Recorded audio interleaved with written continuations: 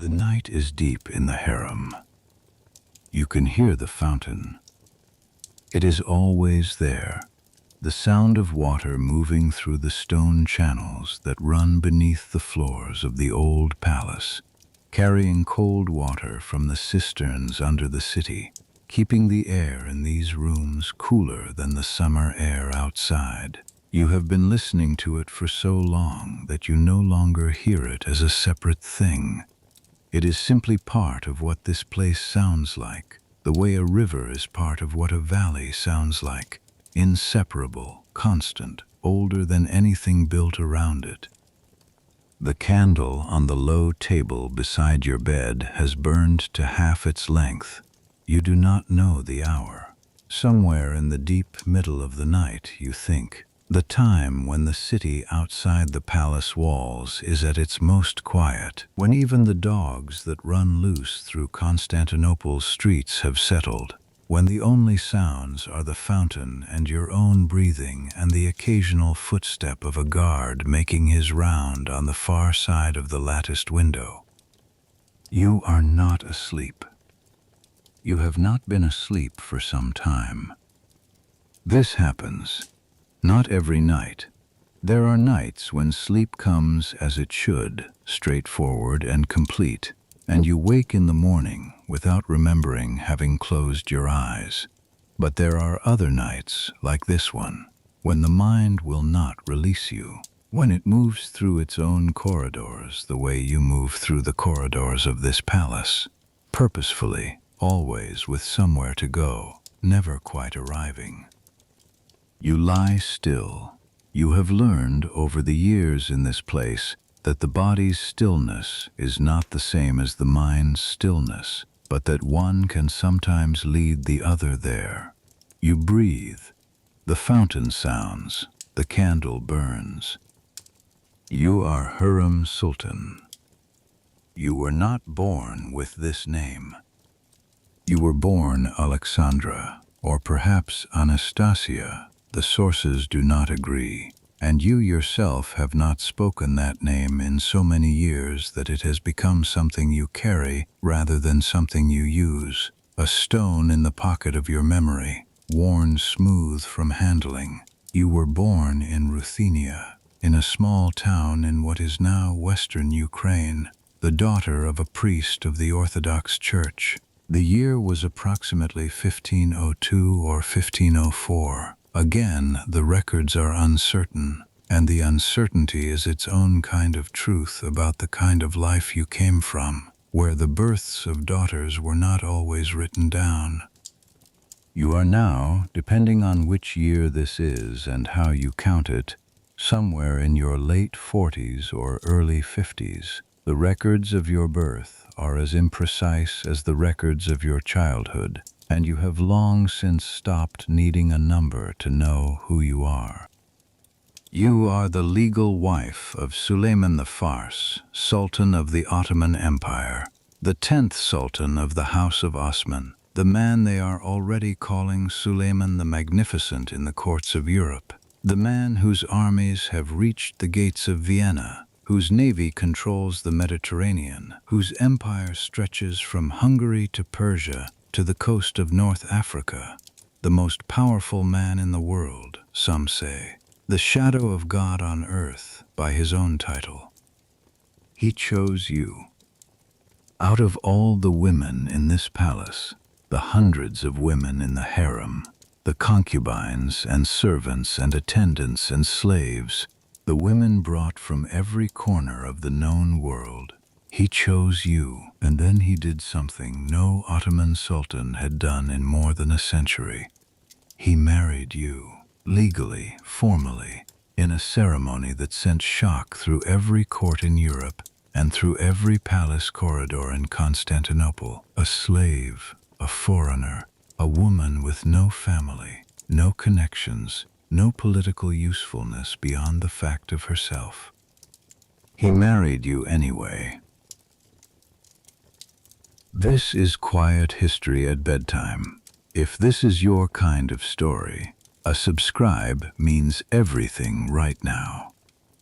Every detail in this story comes from the historical record.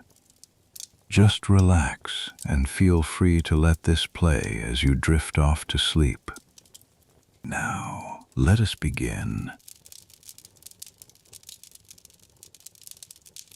The Ottoman Empire in the early 16th century is the largest and most powerful state in the world. It spans 3 continents. Its capital, Constantinople, renamed from the Byzantine city that Suleiman's great-grandfather Mehmed II conquered in 1453, sits at the junction of Europe and Asia, at the narrow strait where the Black Sea meets the Sea of Marmara. A city of perhaps 400,000 people, the largest city west of China. The Topkapi Palace, where you live, sits on a promontory above the strait, surrounded on 3 sides by water, visible from ships entering the harbor. It is less a single building than a city within a city, a complex of courtyards and pavilions and gardens and kitchens and barracks, spreading across 70 hectares of the most valuable land in the world. The harem is within the palace, behind walls, within walls. The word means, in Arabic, forbidden, a sacred space, a protected space, the private world of the Sultan and the women of his household.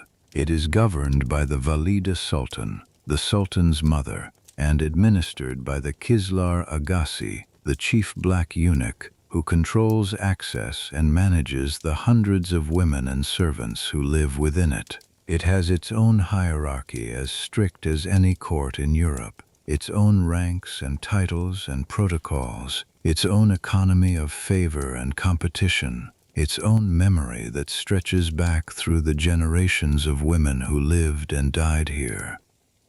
You entered it as a slave. You lie in the dark, and you think about that. Not with bitterness. Bitterness is a thing you learned to set down a long time ago, because bitterness is a weight that slows you, and you cannot afford to be slow. But with the particular quality of attention that comes from having lived inside a transformation so complete that the person you were before it is almost unrecognizable to the person you are now. You think about it the way you think about the fountain, as something that is simply part of the landscape of your life, there before you understood it, likely to be there after you are gone. You were perhaps 14 years old when they came. You have tried over the years to reconstruct the exact sequence of that day, and you can get most of it, but not all. There are gaps where the mind simply refused to record, or recorded and then sealed the record away somewhere you cannot always reach. The morning was ordinary. The village was ordinary. The priest's house where you lived with your family was ordinary, and then it was not. The Crimean Tatars raided the Ruthenian borderlands regularly in this period. This was their trade, their economy, their purpose in the larger Ottoman system. They came on horses, in numbers that a small village could not resist, and they took what they came for: cattle, grain, goods, and people. Young people especially, strong people, healthy people, people who could be sold in the slave markets of Kaffa on the Crimean coast, and from Kaffa shipped to Constantinople, to the markets of the capital, to the households and palaces and workshops that required a continuous supply of human labor. This is how the empire worked. This is how you entered it. You were standing, you remember this clearly, in the yard behind the church where your father conducted the Sunday service. You were doing something ordinary, something domestic, a task that has faded from memory because what came after it erased it. And then there was sound, there was movement.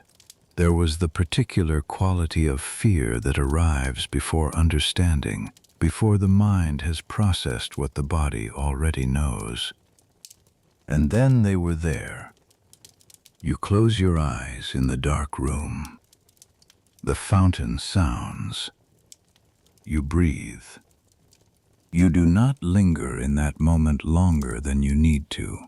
You have visited it enough times over the years to know its dimensions, to have made whatever peace with it is possible to make. The raid happened, the journey happened, the market at Kaffa happened, the selling, the buying, the reduction of a person to a price. You were worth something.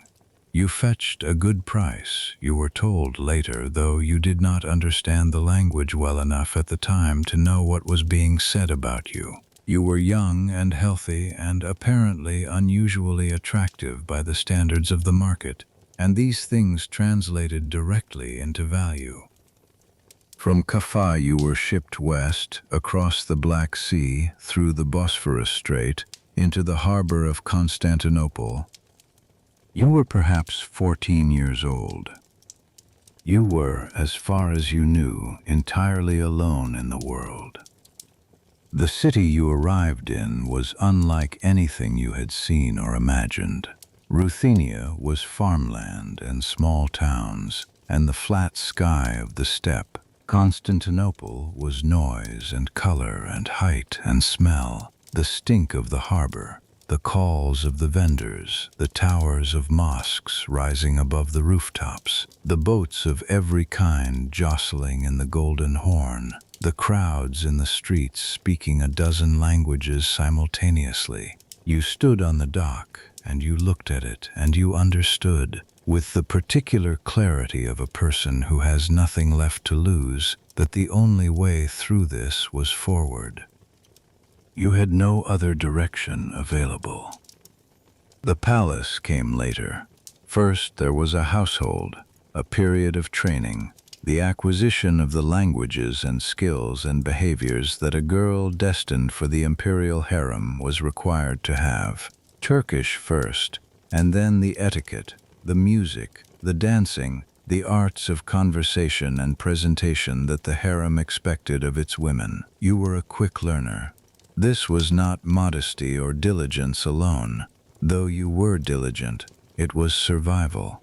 The girls who learned quickly advanced. The girls who advanced ate better and slept in better rooms and had more protection and more possibility. You learned as fast as you could.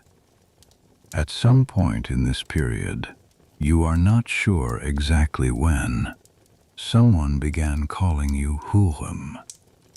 The word means the joyful one or the laughing one.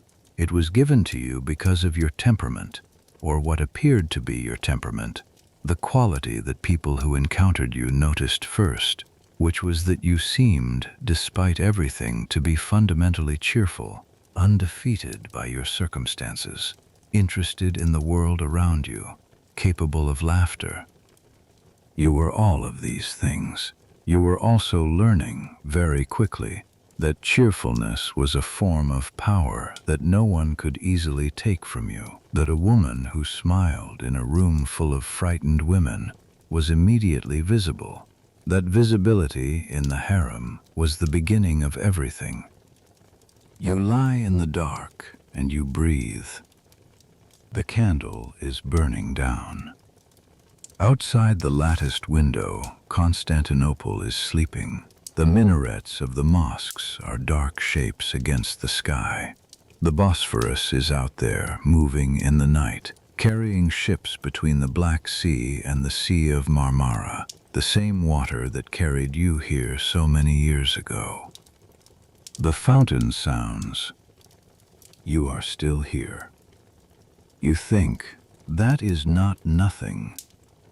You think, that is in fact everything. Your oldest son is in a room not far from this one. Mehid, named for the great conqueror, Suleiman's own choice. He is 12 years old now. He reads voraciously, the way his father reads, the way you yourself read, and you can sometimes hear him in the mornings reciting lines of Persian poetry to his tutor, his voice young and clear in the corridor outside your apartments. You lie in the dark and you hold him in your mind the way you hold all your children, carefully, fiercely. with the particular love of a woman who knows exactly what can be taken from her and how quickly. You have 6 children, 5 living, 1 lost. This is the arithmetic of a life in the harem. It is not a gentle arithmetic, but 5 are living, and the youngest is still small enough that she sometimes crawls into your bed in the night when the dreams are bad, and you hold her and smell her hair and feel the weight of her against you and think, this, whatever else this life has been, whatever it has cost, this is what it has given. The candle gutters. You watch it settle. The room is warm.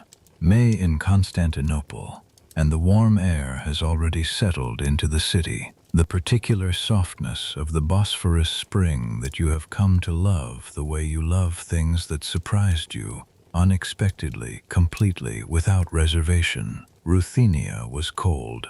The borderlands where you grew up had winters that lasted half the year, gray and iron. You did not know as a child that the world contained air this warm in May, this fragrant with jasmine from the palace gardens, this layered with the smell of the sea. You know now. You pull the thin blanket up slightly. You think about tomorrow. Tomorrow there are letters to write and audiences to grant and the ongoing management of a position that requires constant attention, constant vigilance, constant reading of the currents of favor and danger that run through this palace like the water through its channels, invisible, always moving, capable of great force when directed correctly. You have become, over the years, very good at this. But that is tomorrow. Tonight is the fountain, and the candle, and the dark, and the sound of the city sleeping beyond the walls.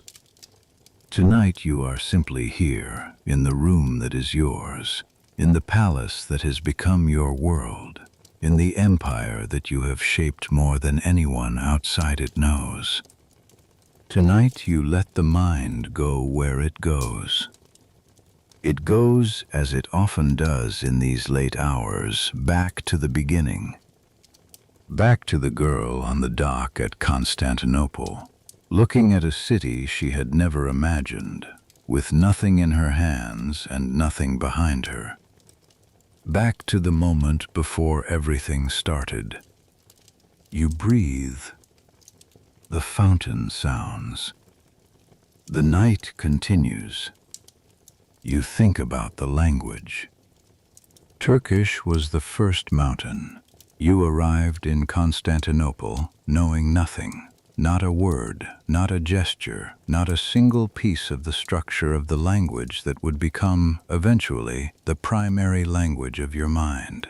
You were taught in a household before the palace, in the months of preparation that girls destined for the imperial harem went through. And the teaching was not gentle, it was thorough. Turkish first, because without Turkish you were nothing. Then the protocols of address, the hierarchies of who you bowed to and how deeply and in what order. Then music, the oud, the commence, the particular style of court singing that you had never heard before and that sounded to your Ruthenian ear like something from another world entirely. It was from another world entirely. But you learned it. You think about the first time you understood a joke. This sounds like a small thing, but it was not small. Understanding a language well enough to translate words is one level of competence. Understanding a language well enough to understand why something is funny. To have the joke land in your mind the way it was intended, to feel the wit of it, to respond with wit of your own. This is a different level entirely. The day you understood a joke, told by one of the older women in the household, and laughed before she was done telling it, because you already saw where it was going, was the day you understood that you were going to be all right. Not safe, not free, not home, But all right. There is a distinction between those things that it took you years to learn and that you now consider one of the more important pieces of knowledge you possess. Safety is a condition of external circumstances. Freedom is a condition of external circumstances. Home is a place, but being all right, being fundamentally intact, present, capable, this is a condition of the interior, and it is available in circumstances that do not permit safety or freedom or home. You were all right. You made yourself all right. Suleiman is sleeping in his chambers.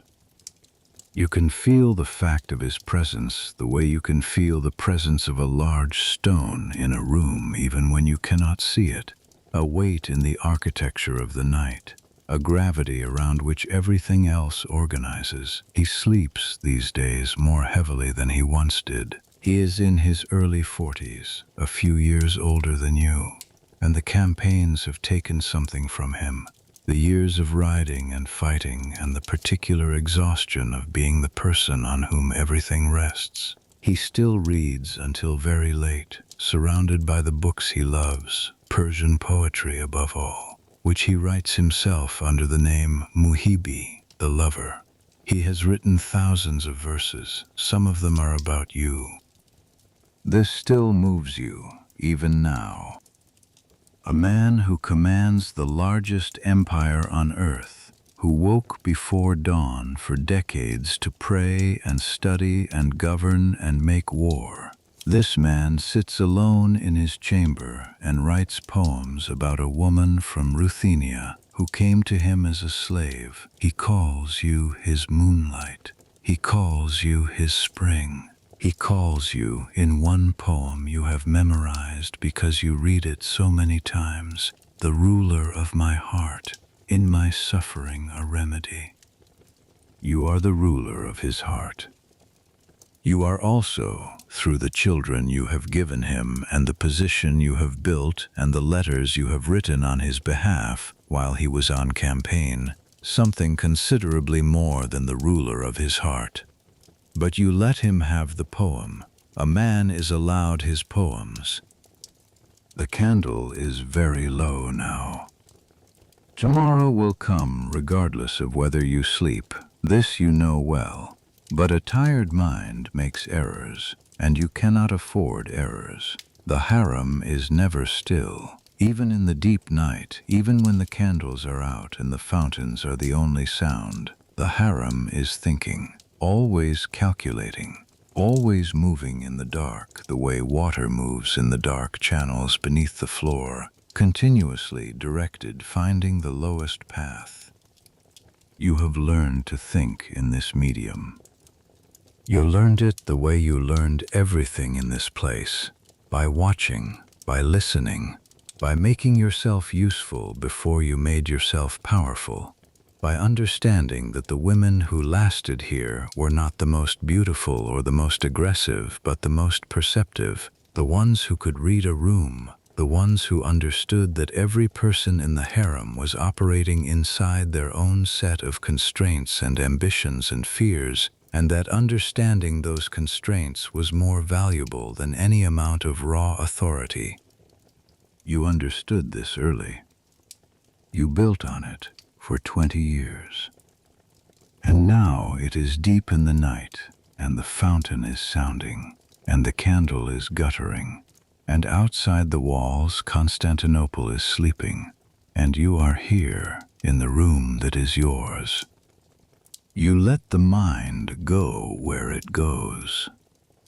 Back to the girl on the dock at Constantinople, looking at a city she had never imagined, with nothing in her hands and nothing behind her. Back to the moment before everything started. You breathe. The fountain sounds. The night continues. The raid came at dawn. You have reconstructed it so many times, from so many angles, with so many years of additional knowledge layered over the original memory, that you are no longer entirely certain which parts are what you actually saw and which parts are what you have since understood.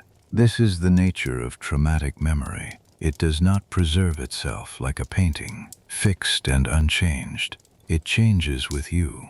It incorporates what you learn. It becomes, over time, a collaboration between the girl who was there and the woman who has spent decades trying to understand what happened to her. But certain things remain fixed.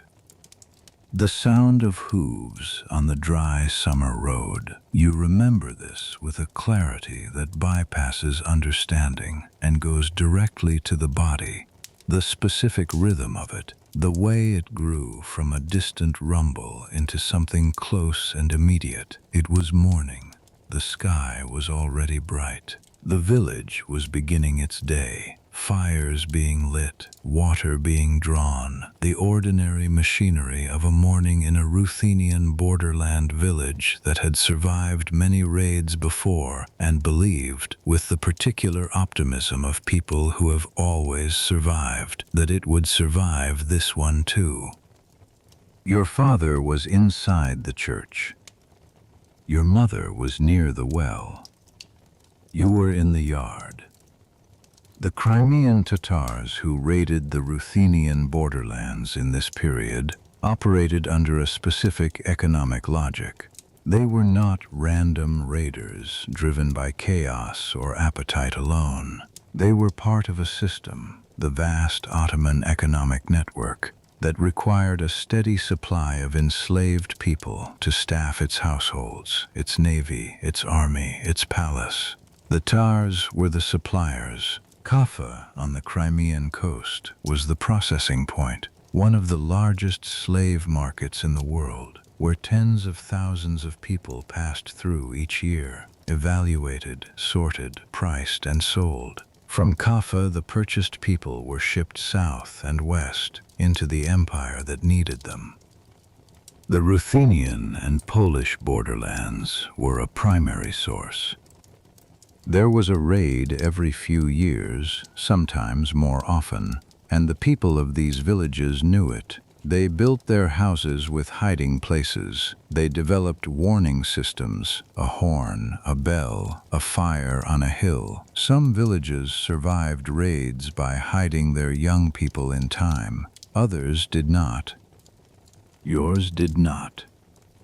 The raiders came in a group of perhaps 30. They moved fast, and they knew what they were doing. In the time it took you to understand what was happening, the village had been surrounded. Your mother screamed your name. This you remember exactly. The sound of her voice calling the name you no longer use, the Ruthenian name, the priest's daughter's name. You ran toward her and were caught before you reached her. A man on horseback, a rope, the particular physical sensation of being controlled by a force you cannot resist, which is its own kind of knowledge, the knowledge that the body is not as sovereign as you believed. Your mother was not taken. She was too old for the market at Kaffa. You did not see your father at all. You were taken with perhaps 12 others from your village, young people mostly, strong and healthy by the standards of the market. You were tied together with a long rope, wrists to wrists, and you walked. For 3 days you walked east, toward the Crimean coast, through the flat steppe country that you had seen only from the edges of your village's fields. The late summer grass was high and golden on both sides of the road. The sky was enormous. The Tatars rode alongside and behind, and when someone slowed, they were prodded forward, and when someone fell, they were helped up, because falling people were worth less in the market than walking people. You did not fall. You walked, and you watched, and you tried to understand what was happening to you and where it was going, because understanding was the only tool you had, and you were not going to stop using it. The other young people from your village spoke. Some of them cried, which was understandable, and which you also did. At night, when the day's walking was done and you were sitting on the ground with the rope still on your wrists. But you also listened. You listened to the Tatars talking to each other, which you could not understand yet, but which you filed away. Sounds, patterns, the music of a language that would mean something later. You listened to the older woman from a neighboring village who had been taken with the group, who had been taken once before as a girl and sold and eventually freed, and who had some knowledge of what came next. You listened to her carefully. She told you, the market is not the end. The market is the beginning of a new thing. Learn the language. Make yourself useful. Find a way to be seen. You have thought about this woman many times since. You do not know her name. She was perhaps 40, heavy-set, with work-scarred hands and a way of speaking that suggested she had been through worse things and survived them. She was sold at Kaffa to a household in Crimea, and you do not know what happened to her after that. But the 3 words she gave you, learn, be useful, be seen, became the skeleton on which you built everything that followed. Learn, be useful, be seen. Kaffa was a city on the southern coast of Crimea, built on a natural harbor, controlled at this time by the Crimean Tatars who sold the major portion of their human cargo here. It was old, a Genoese colony before the Tatars took it. A trading city with deep roots in the commerce of the Black Sea, the kind of city that has been buying and selling things for so long that the buying and selling has become simply the weather, the condition of the air, the thing everyone breathes without noticing it. The market was at the city's center. You were washed and examined and sorted. You were evaluated by men whose job was the evaluation of people, who did this every day, who knew exactly what they were looking at. Your youth worked in your favor. Your health worked in your favor. Your face apparently worked in your favor. Several buyers showed interest, and this drove the price up, and you were eventually purchased by an agent of the imperial household in Constantinople. At the time, you did not know what this meant. Later you understood that it was the specific contingency on which your entire life turned. If you had been purchased for a household in Crimea, or for a merchant in Anatolia, or for any of the hundreds of destinations that the Kaffa market fed, the course of your life would have been different, completely different. Not necessarily worse, not necessarily shorter, but different in every way that mattered. The person you became, the choices you made, the position you reached, none of it was inevitable. All of it depended on a buyer's preference, on a specific afternoon in Kaffa, on whatever quality in your face or bearing caught his attention and made him raise his hand. A buyer's preference. A raised hand. The hinge of everything. The sea crossing from Kaffa to Constantinople took 3 days in good weather, longer if the wind was against you. You had never been on a ship before. The Black Sea in late summer is not always the sea of its name. It can be blue and almost calm, the waves gentle, the sky clear. On the crossing you stood at the rail when they let you, and you watched the water, and you thought about the old woman at Kaffa who had said, learn, be useful, be seen. You thought about your father inside the church on the morning of the raid. You thought about your mother's voice calling your name across the yard. You let yourself feel these things fully because you had decided, not consciously, not in the way of an adult making a deliberate choice, but in the way of a 14-year-old girl who has no other options, that you were going to feel everything that needed to be felt, and then you were going to put it somewhere and move. You were going to move. The city appeared first as a line on the horizon, then as shapes, then as the specific profile of Constantinople, the great dome of the Hagia Sophia. the minarets that surrounded it, the towers of the city walls along the water, the packed rooftops climbing the hills from the shore. The harbor was full of ships from everywhere: Venetian galleys, Ottoman warships, merchant vessels from Genoa and Ragusa and Alexandria, feluccas and kaikas, and small fishing boats threading between the larger vessels with the practiced confidence of people who have always lived on water. You stood at the rail and you looked. You were 14 years old. You had been taken from your village. You had walked 3 days across the steppe. You had been evaluated and sold like livestock. You had crossed the Black Sea on a ship for the first time in your life. And now here was the largest city you had ever seen or imagined, rising from the water in the early morning light. And it was, despite everything, extraordinary. You let yourself think that. You allowed yourself, standing on the deck of that ship with your wrists no longer tied but nowhere to go, to find the city beautiful. This was not acceptance of what had happened to you. It was not the erasure of grief or fear or the specific horror of the last 2 weeks. It was something narrower and more precise, the refusal to let what had been done to you take away your ability to see what was actually in front of you. Constantinople was beautiful. The fact of your captivity did not change that. The facts could coexist. The world could be simultaneously terrible in what it had done to you and extraordinary in what it contained, and acknowledging one did not require denying the other. You have held on to this distinction for 20 years. It has served you well. The boat docked in the morning.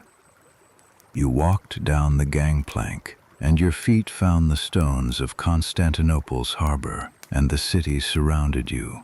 The noise of it, the smell of it, the press of people moving in every direction with the purposeful urgency of a city that does not slow down. Someone guided you away from the dock, through streets that were too narrow and too full, past markets where the goods on display were unlike anything you had seen, spices in colors you had no names for, cloth so fine it seemed impossible, metalwork that caught the morning light. You were brought to a house. You were given food. You were told, in words you mostly understood by then, that you were going to be prepared. Prepared for what, you asked? For the palace, someone said. And you stood in a room in a house in Constantinople, with a bowl of hot food in your hands, and you understood that whatever was coming next was not the worst thing. Whatever was coming next was a door, and you were going to walk through it, and on the other side of it was a life you had not yet been able to imagine. You were going to imagine it. You ate the food. You began. In the dark room, years and years from that morning, you breathe. The fountain sounds beneath the floor, the same water that has been running through these channels since before you arrived, the same cold water from the same deep cisterns running in the dark toward the sea. You are still here. You are still in the only way that has ever mattered, moving. The night holds. The candle is almost out. You close your eyes. But sleep does not come immediately. The mind, once it has gone back to that morning, does not return easily to the present. It moves through the sequence the way water moves through a channel, finding the path that has been worn deepest by previous passage, following it because the path is there. You think about your father, Gregory, a priest of the Orthodox Church, a man who spent his days between the small church and the small house and the small community that depended on him. He was not a large man in any sense, not tall, not loud, not powerful in the way of men who manage the physical world with force. He was a reader. He was a man of books in a world where most people did not read, and he taught you to read because he believed that the ability to read was the beginning of every other ability, the door through which all other doors were reached. He was right about this. You have thought about him often, not always with sadness, or not only with sadness. There is a kind of gratitude that exists alongside grief, the gratitude for what was given before the loss, and you have carried this gratitude like a second stone in the pocket where the smooth, worn grief stone lives. He gave you the reading. He gave you the particular quality of mind that approaches a new language the way it approaches a new text, with patience, with method, with the understanding that meaning is always there if you look carefully enough. He gave you all of this before the morning of the raid. You do not know what happened to him after. You choose, in these late-night encounters with the past, not to speculate too long on this. Some uncertainties are better left unexplored, not because the mind cannot go there, but because there is nothing productive to be found in going there, and you are, fundamentally, a person who goes where things can be found. You think instead about the journey from Kaffa. The other young people from your village dispersed at the market. You never saw most of them again, which is the nature of what happened at Kaffa, the thorough scattering of people who had been connected, the deliberate dissolution of the bonds that might make captives more difficult to manage. A girl named Daria, who had lived 3 houses from yours, a boy named Ivan, whose name you remembered because he was the one who kept falling on the road and being pulled back up. They went to different buyers and different destinations, and you have no idea what became of them. You went to Constantinople. You were prepared, as the man had said. The preparation took months. There was a house, a particular kind of household that existed in Constantinople specifically to receive women purchased for the imperial harem, to train them to the standards expected of palace women. You were not the only girl there. There were perhaps 20 others from various origins, other Slavic girls, girls from the Caucasus, girls from sub-Saharan Africa, girls from Circassia, which was known for producing the most prized women in the Ottoman slave trade, due to what was considered exceptional beauty. You were all in the same situation, and you all understood this, and a kind of solidarity developed among you that was not quite friendship. Friendship requires freedom and time, but was something real, something that passed information and offered small protections, and created a shared understanding of the rules of the world you had entered. The woman who ran the household was named Fatma. She was perhaps 50, a former harem woman herself who had been freed upon the death of her owner, and had found her way into this particular trade of preparation and placement. She was not unkind, she was exacting. There is a difference, and you learned to appreciate it in the months under her supervision. Fatma taught you the deepest grammar of Turkish, not just the words, but the structures, the way the language built meaning from the inside out, the way respect and hierarchy were embedded in every verb form and every mode of address. She taught you to move, not dance, not yet. That came later. But to move through a room with the awareness of a person who understands that movement is always being read, that the way you walk through a door and the way you lower yourself to sit and the way you hold your hands when standing tell everyone in the room a story about who you are and where you come from and what you think of yourself. You had always moved with purpose. Fatma gave your purpose a grammar. And then, at the end of the preparation, came the palace. You remember the day you entered the Topkapi palace complex for the first time. The outer gate, the first courtyard where the janissaries drilled, the second gate into the inner court, the third gate beyond which ordinary people were never permitted. The scale of it, the sheer physical scale of it, the size of the walls and the height of the towers and the expanse of the courtyards and gardens stretching toward the water. You had spent months in Constantinople, and you had understood, intellectually, that the palace was large. You had seen it from the harbor, from the streets, from the windows of Fatma's house. But entering it was different. Entering it, you understood for the first time the full magnitude of the world you had been inserted into. Not a household, not even a city. A state with its own complete systems of governance and economy and culture and law, all compressed into the physical space of these walls, all organized around a single man who lived at its center like a sun around which everything else revolved. And you were going to live here. You walked through the third gate into the innermost complex, and the doors closed behind you, and you were inside. You were inside. You breathe in the dark room. The fountain moves beneath you. The night is long, and the memory is long, and you have been through all of this enough times to know where it goes and where it ends, which is here, in this room, in this palace, in the position you built over 2 decades from nothing. Here, you close your eyes. The city sleeps. The water moves. You breathe. The harem had its own sky.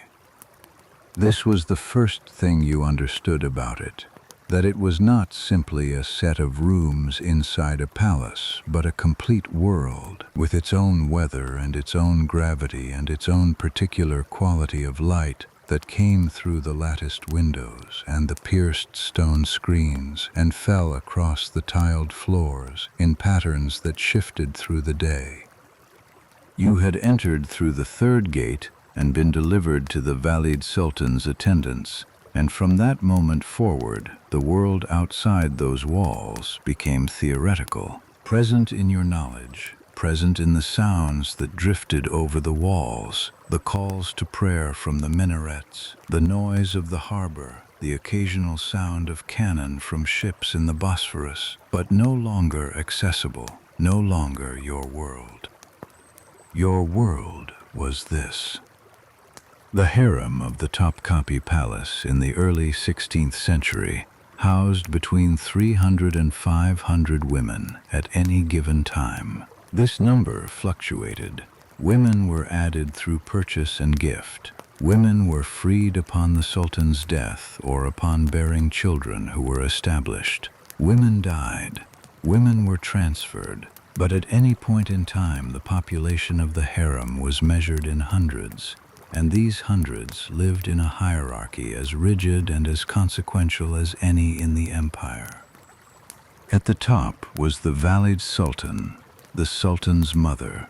Her power was absolute within the harem and considerable within the palace. She controlled the household budget. She managed the hierarchy of women. She decided who was elevated and who was kept in place and who was removed. She was the gravitational center of the harem, and every woman who entered it immediately understood this.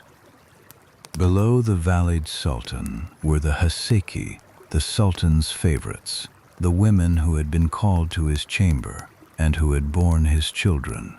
Each Haseki had her own apartments, her own allowance, her own attendants. The hierarchy among Haseki was determined by the number and sex of the children they had given the Sultan. A son was worth more than a daughter. A living son was worth everything. Below the Haseki were the Gyozde, the noticed ones, women who had caught the Sultan's eye but had not yet been called. They lived in better apartments than the general population, and were attended with a degree of care that reflected the possibility they embodied. Below the gyozde were the ajami, the novices, the new arrivals, still in training, still unnoticed, still becoming whatever they were going to become. You entered as an asemi. You were placed in a large room with perhaps 30 other women in various stages of training and adjustment, on low beds arranged along the walls, with shared washing facilities and a communal dining arrangement, and the constant supervision of the usta, the senior women who managed the practical functioning of the harem, and who were themselves ranked in a complex hierarchy of experience and demonstrated loyalty to the valid sultan. You watched everything. This was your method. It had been your method since the moment of the raid, since you understood that observation was the only intelligence available to you, and that intelligence was the only advantage you could build. You watched how the Ustalar moved through the rooms and what signals they gave when they were pleased and displeased. You watched which of the women in your cohort advanced and which did not, and you tried to understand why, what specific quality or combination of qualities made the difference. You watched the gozde when they passed through the corridors, reading their faces and their posture for information about what the elevated life looked like from the inside. You learned the rules. The rules were not written down. No document existed that said, "This is how to survive in the imperial harem. This is how to advance. This is what is permitted and what is not." The rules existed in practice, transmitted by the older women to the newer ones, reinforced by the consequences that followed violations. You absorbed them the way you had absorbed Turkish, through total immersion, through error and correction, through the accumulating weight of observation over time. The rules were, in essence, be excellent, be visible to the right people, be invisible to the wrong ones, and never, under any circumstances, make an enemy of someone more powerful than yourself. This last rule was the most important and the most difficult. The harem was not a peaceful place. The popular idea of it, dreamy and languid and perfumed, women reclining on cushions in gentle competition for a sultan's attention, was the fantasy of people who had never been inside one. The reality was several hundred intelligent, ambitious, often desperately afraid women living in close quarters with enormous stakes attached to very limited prizes. Tension was the atmosphere of the place. It could be managed, suppressed, channeled into approved activities, but it could not be eliminated. It was structural. You felt it from the first day. And you felt, from the first day, one particular source of tension more than the others. Mahidevran. She was the Sultan's current favorite when you arrived. The Haseki, the one who had borne him a son.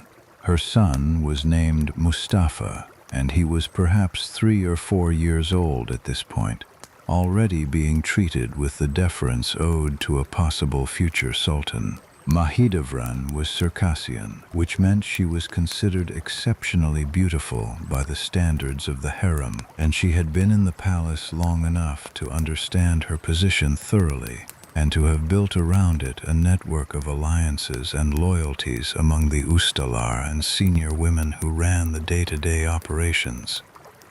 She was not cruel in the way of people who are cruel for its own sake. She was something more precise than that. She was a woman protecting what she had built, with the specific intensity of a person who knows exactly how quickly everything can be taken. You understood her completely. You understood her the way you understood everyone in the harem, by reading the constraints and the fears and the ambitions that operated underneath the visible surface. Mahidevran's position depended on remaining the Sultan's primary attachment. Every new woman who entered the palace was, from her perspective, a potential threat.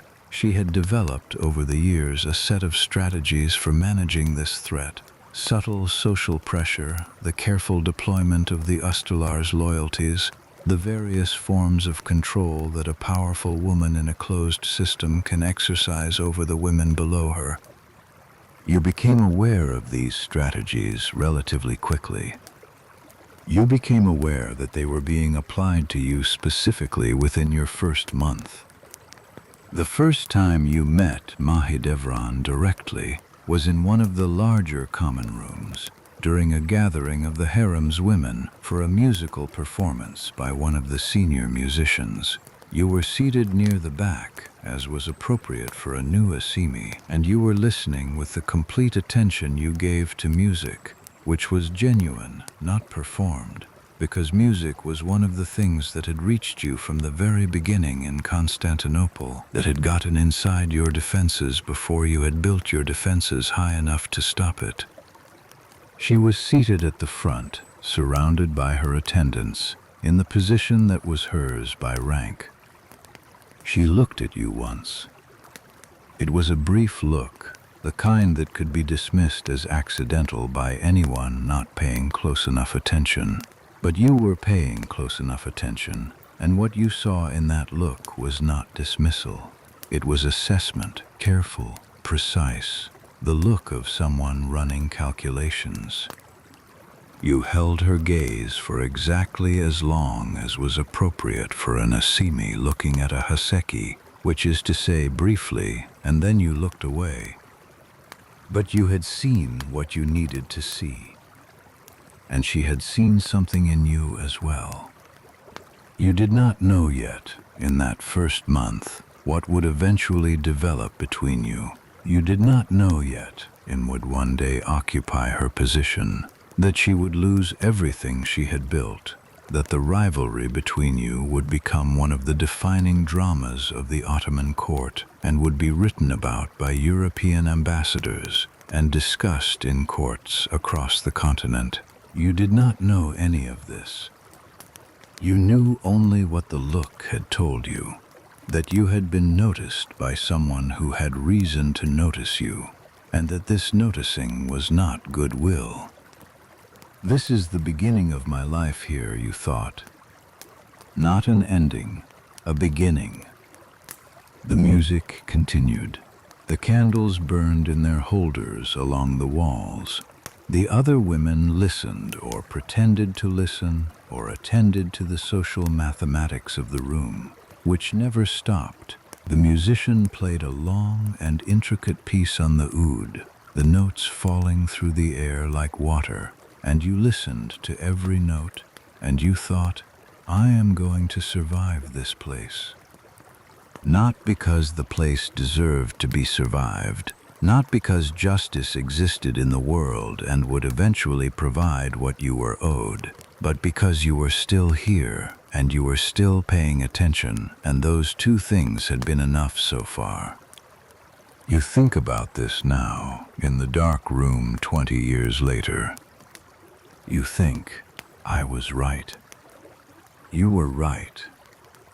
The room that is yours now was unimaginable to you then. The apartments, the attendants, the influence, the children, the position, all of it was unimaginable. You had no template for it, no model that showed you what it looked like for someone like you to reach this place. You were building without a blueprint, using the only materials available, in the dark. But you were right. You are here. The fountain sounds. Outside the latticed window, the sky has shifted almost imperceptibly. Not lighter yet, not even close, but the quality of the darkness has changed slightly in the way it changes in the hours before dawn, when the night is not yet giving ground but has begun, very quietly, to think about it.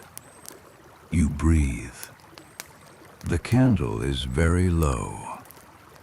You have been lying here for a long time, in the room that is yours, in the palace that is yours, in the empire that is yours, in the way that anything can be yours when you have no legal claim to ownership, but have made yourself so essential to its functioning that the distinction between ownership and necessity becomes irrelevant. You close your eyes. You do not sleep. Not yet. The memory is not done with you. You think about the music. Music was how you first made yourself visible in the right way, visible in the sense the old woman at Kaffa had meant, visible as a person with something to offer, rather than as simply another body occupying space in the harem's crowded rooms. You had come to Constantinople with a singing voice, not trained, not refined, just a voice, the voice of a priest's daughter who had sung in the church since she was old enough to stand, who had absorbed without knowing it the particular quality of orthodox sacred music, the intervals and the phrasing and the long, sustained tones that carry through stone spaces. In the harem, music was a formal accomplishment. The women who played and sang well were valued. The palace had its own musicians and its own tradition of court music, the Ottoman classical style that was dense with Persian influence, built on maqam, the modal scales that gave each piece its emotional character. This music was entirely unfamiliar to you, but you had a voice, and the usta who managed the Asemi training had ears, and one afternoon during a practice session you were asked to sing alone. You sang what you knew. You sang in Ukrainian, which was your first language and the language of the music inside you. A folk song your mother had taught you, something about a river and a bird, the kind of song that carries an entire landscape in its melody. The room went quiet. You finished.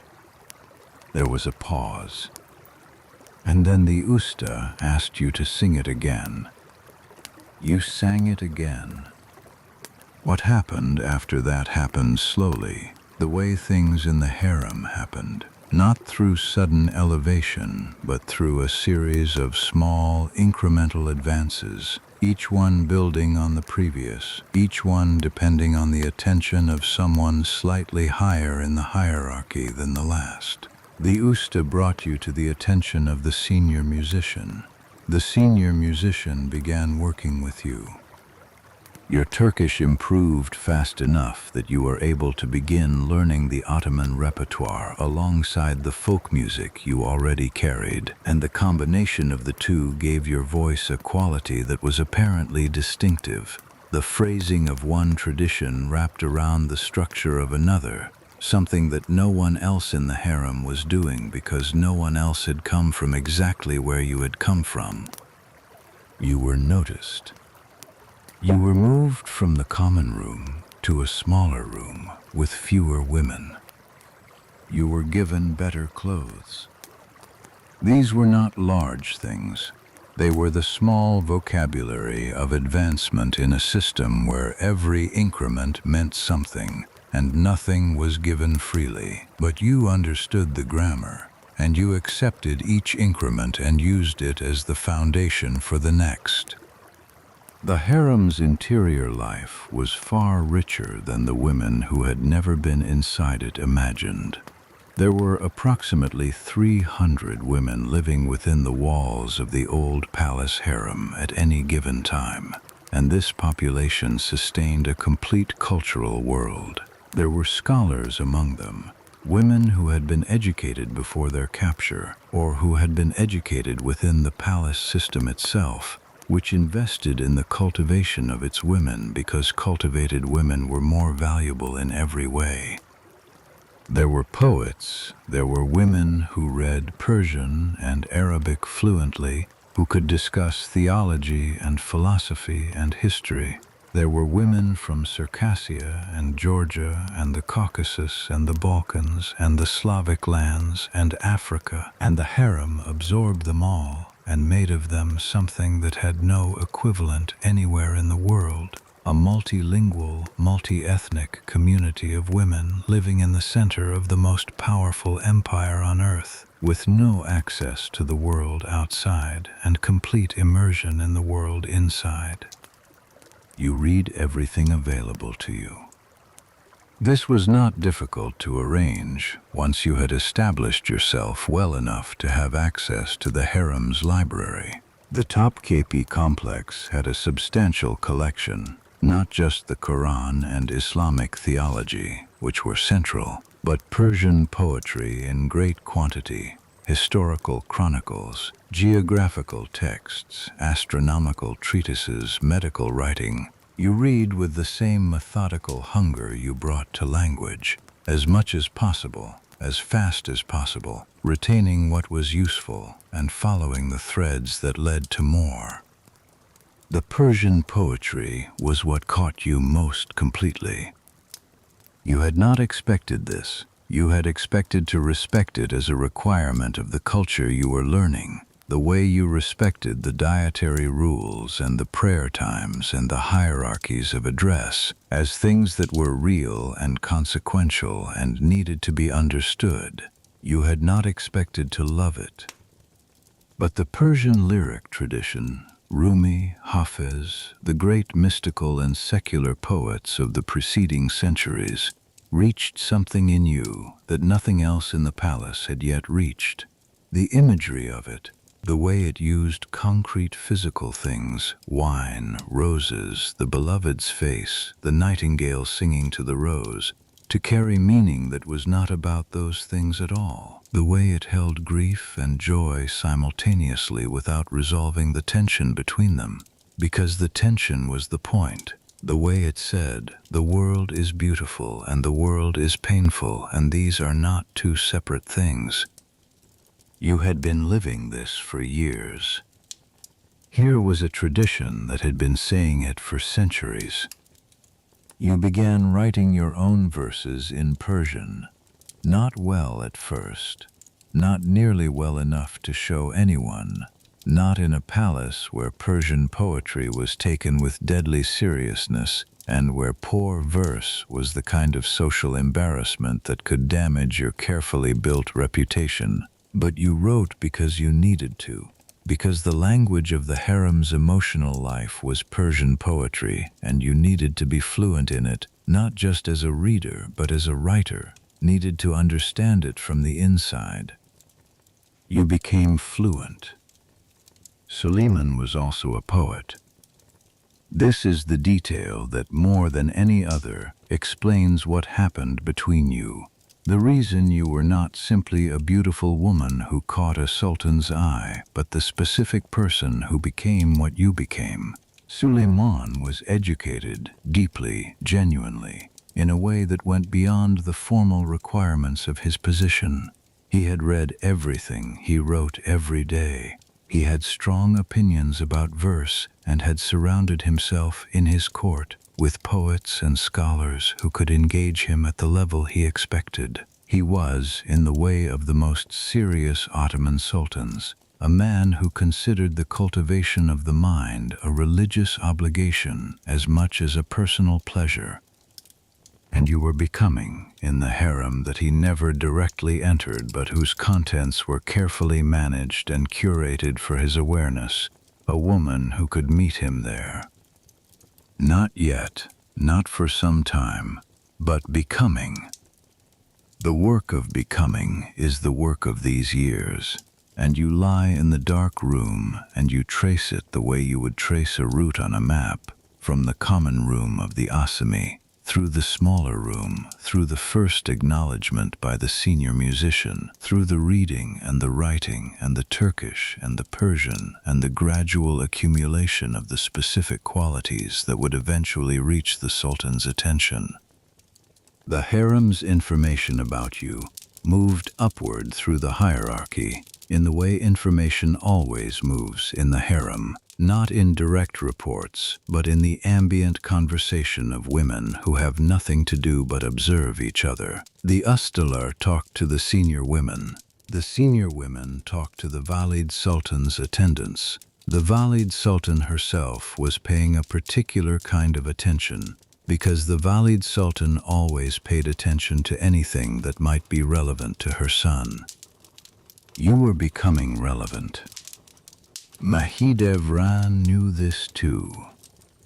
The second time she looked at you, you were in the courtyard garden of the harem, a small but beautifully maintained garden with a central fountain and raised flower beds and pomegranate trees that gave a little shade in the afternoons. You were sitting near the fountain with your writing tablet, working on a Persian verse, when you became aware of her presence. She had come into the garden with two of her attendants and had taken a seat on the stone bench opposite, and for perhaps 10 minutes you both occupied the same small space without speaking. Then she said something. She said it in Turkish, which you by this point understood completely, and she said it quietly enough that her attendants might not have heard. She said, "The new girl who sings, I have been told you read." You looked at her. You said yes. She looked at you for a moment that was slightly longer than necessary. Then she said, "Good. Read carefully." And she stood and left the garden. You sat with this for a long time afterward, turning it over, trying to read the layer underneath it. It could have been a warning. It could have been an acknowledgement, the specific acknowledgement of one serious person for another. It could have been both simultaneously. You decided it was both. You read more carefully. The fountain in the garden made the same sound then that the fountain under the floor makes now. Water finding its level, water moving through the channel it has been given, water doing what water does regardless of what is happening around it. You breathe. The night is deep. The candle has gone out. The room is in darkness now, real darkness, the kind that exists after the last light is gone, and you lie in it, and you feel the darkness the way you feel the fountain, as simply the condition of the hour, neither threatening nor peaceful, just real. You are still here. You are still paying attention. The night holds. Suleiman became Sultan in September of 1520. He was 25 years old.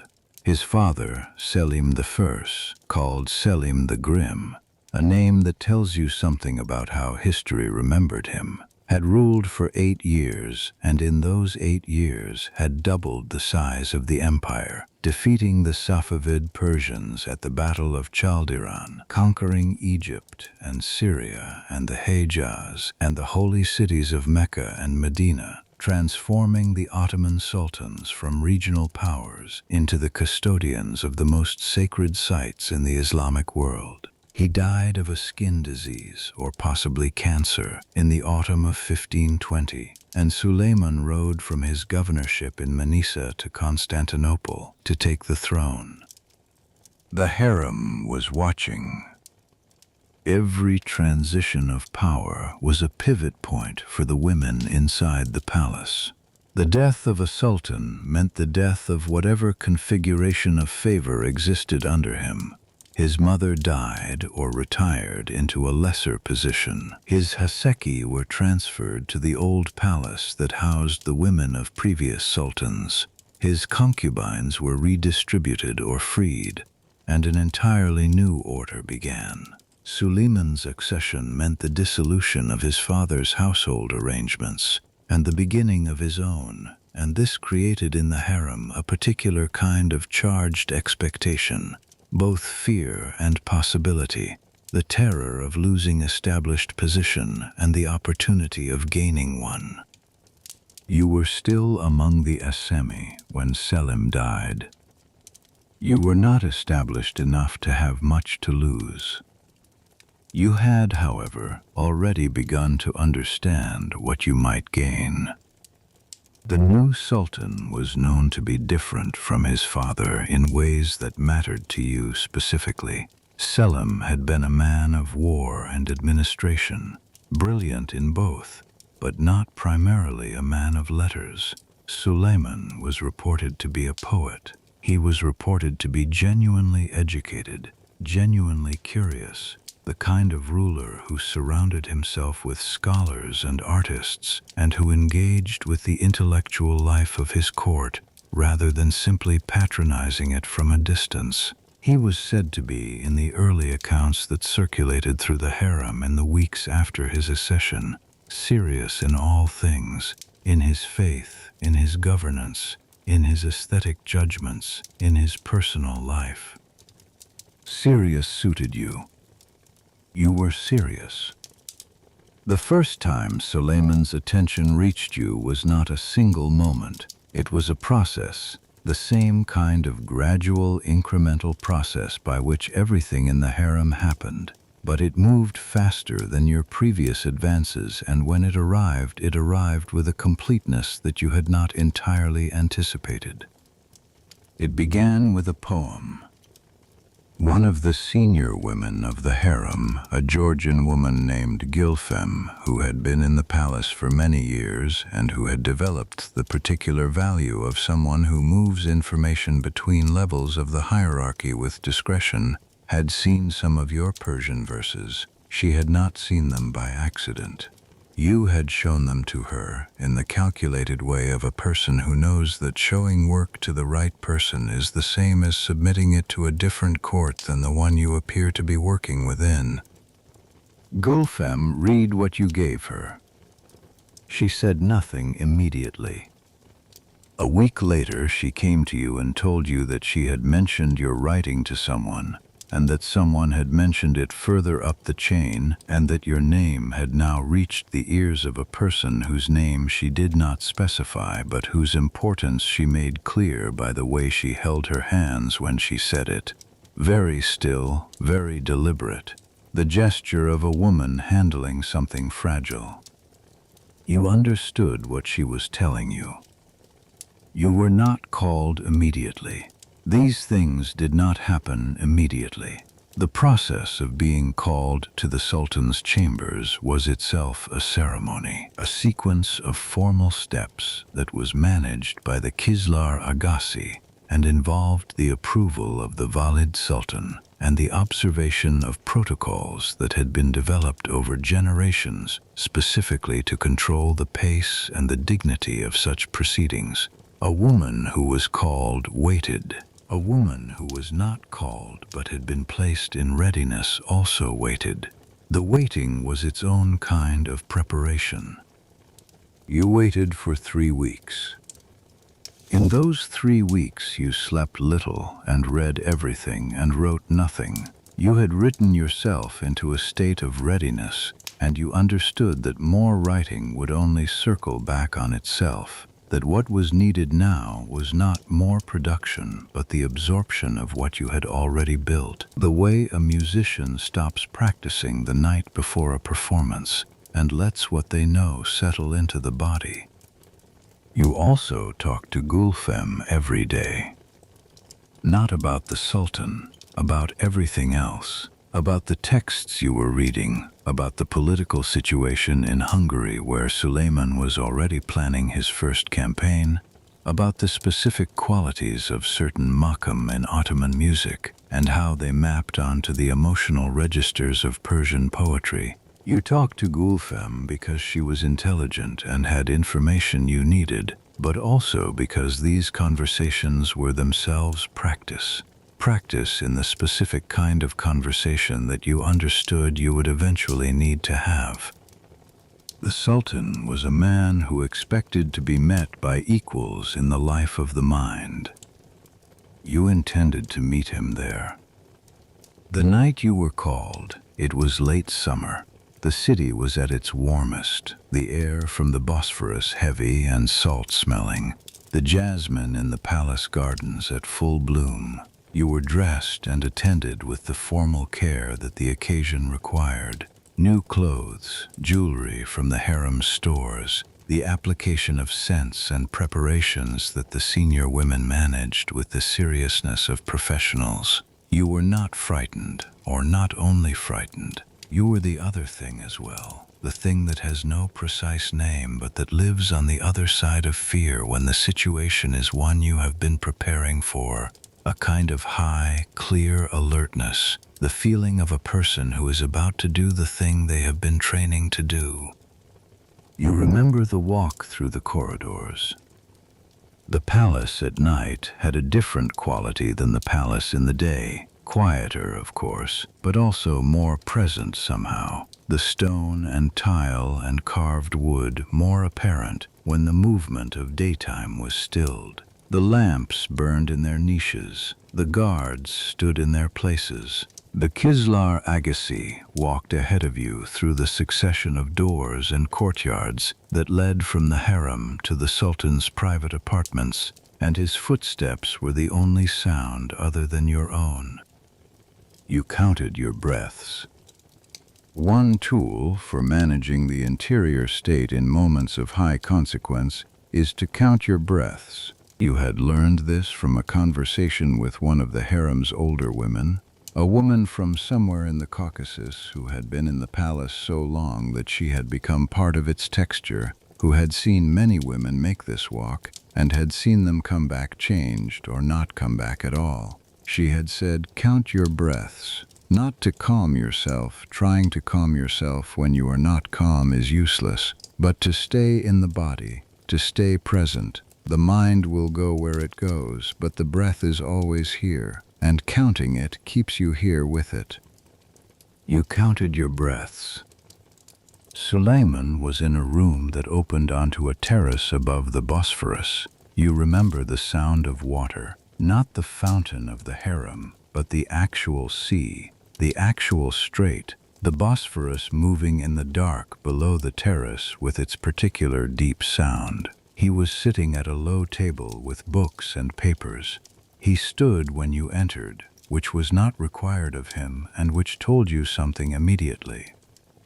He was taller than you had expected. He had his father's strong features, but something different in the eyes, a quality of attention that was complete, that gave you the impression of being entirely seen. You had been told he was serious. You had not been told that his seriousness would manifest as this particular quality of stillness, the stillness of a man who is genuinely present in whatever room he occupies, who is not thinking about the next thing while the current thing is happening. He looked at you. You looked at him. The protocol of these moments was established. You greeted him in the formal manner. You waited. You responded when addressed. You had rehearsed this. You knew the words. But what you had not entirely anticipated was the speed at which the formality dissolved, the way he moved past it, not dismissing it, but using it as a beginning rather than a structure, and began talking to you the way he might talk to someone he had been wanting to talk to for some time. He asked you about the verses Gulfem had passed to him. He quoted one of them from memory. He asked you what you had intended by a particular image. And you answered him, not as a supplicant answers a sultan, deferential and guarded, but as one reader answers another, with the directness of someone who knows what they meant and is prepared to explain it. His response was silence, and then a very slight smile. That smile. You have spent 20 years in proximity to that smile, and you still find it, in the way of things you have always found and will always find, precisely what it is, the expression of a man who is surprised by something that delights him, who is not entirely accustomed to being surprised, and who is responding to the surprise with what appears to be genuine pleasure. You talked for 2 hours. Not about the verse, or not only about the verse, about everything that followed from it. Persian poetry led to Islamic theology, led to the nature of the divine, which in the Sufi tradition that both of you had been reading was not separate from human love but continuous with it, not opposed to erotic and emotional experience but expressed through it. He talked about Rumi, you talked about Hafiz. He talked about his grandfather Bayezid too, who had been a poet himself. You talked about the folk music of Ruthenia and how its scales were different from the Makam but not entirely different, how the same emotional territory was being mapped in different notations. The Bosphorus moved in the dark below the terrace. At some point in the conversation, a servant brought tea, and neither of you paused long enough in the conversation to acknowledge it. You stayed until the first call to prayer.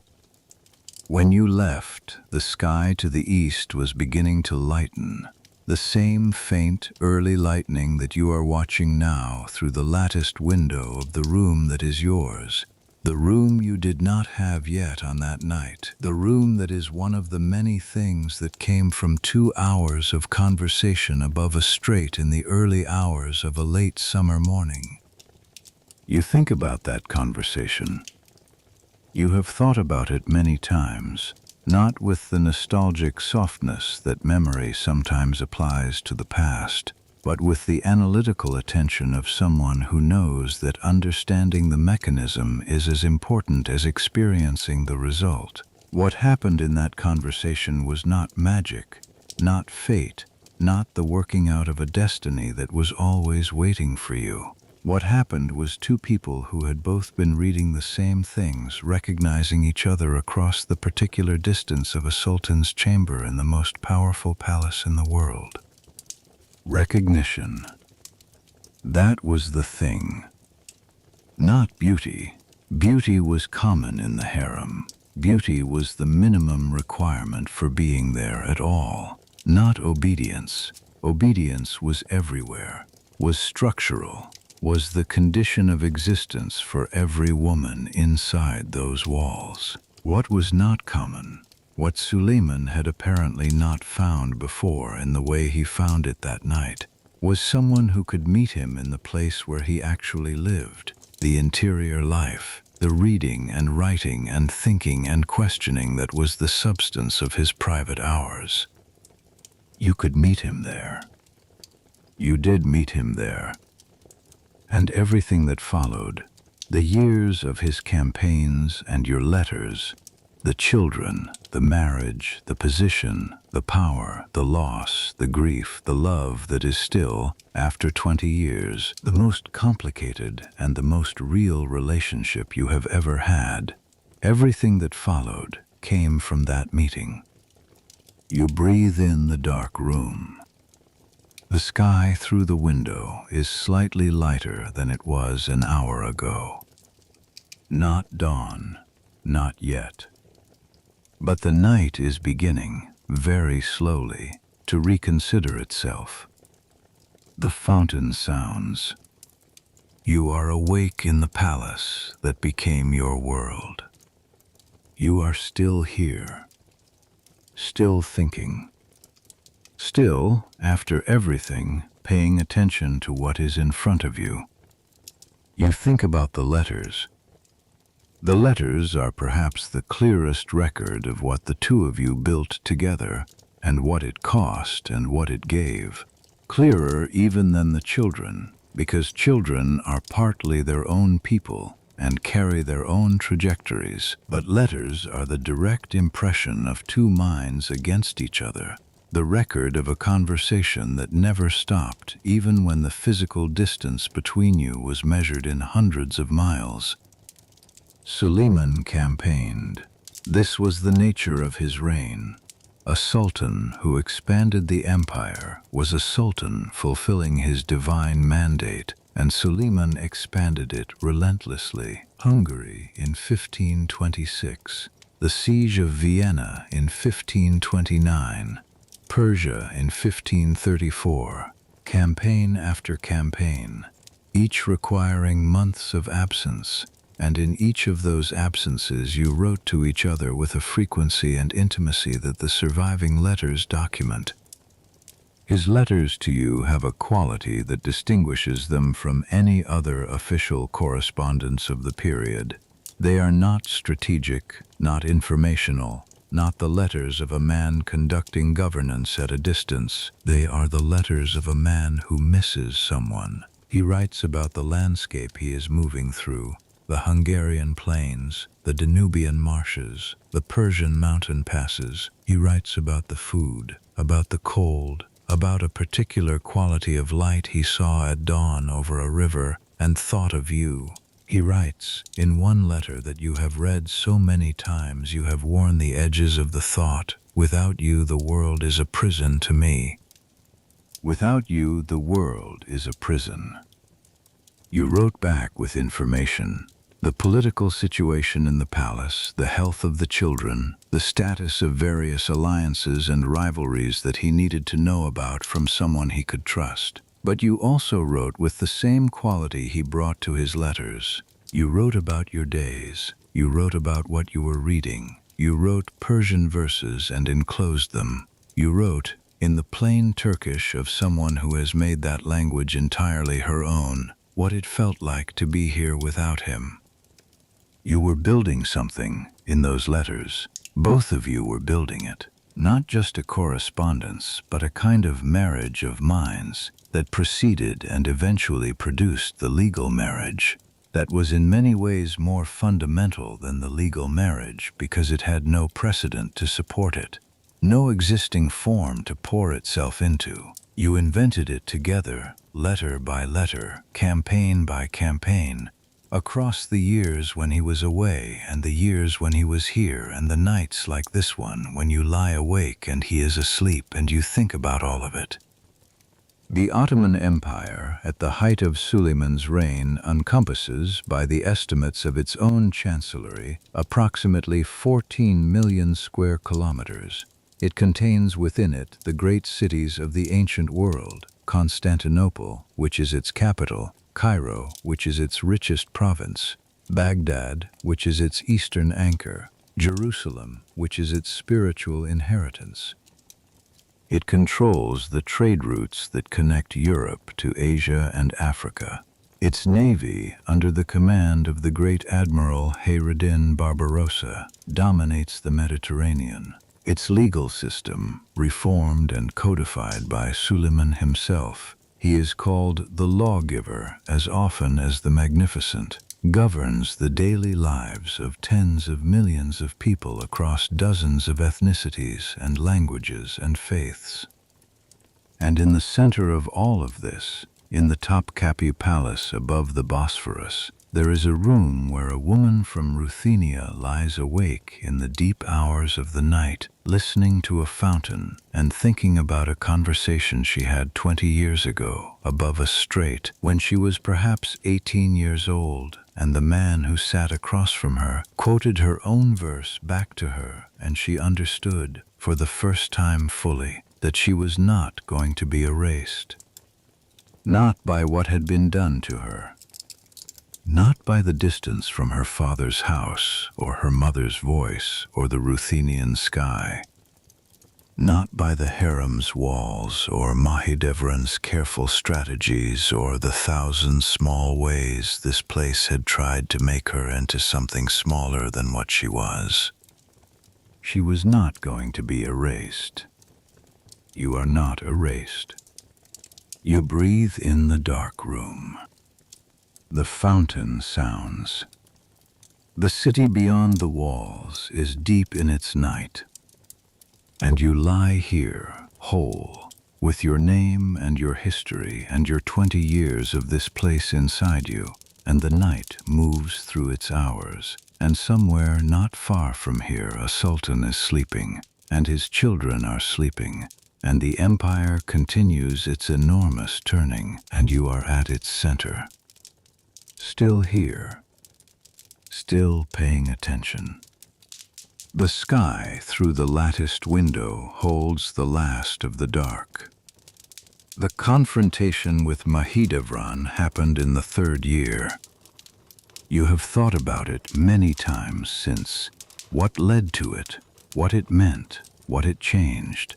Not with regret, because regret requires believing that a different path was available and you are not certain it was, but with the analytical attention you bring to everything that mattered, turning it over in the dark the way you are turning it over now, examining it from each side until you understand its full shape.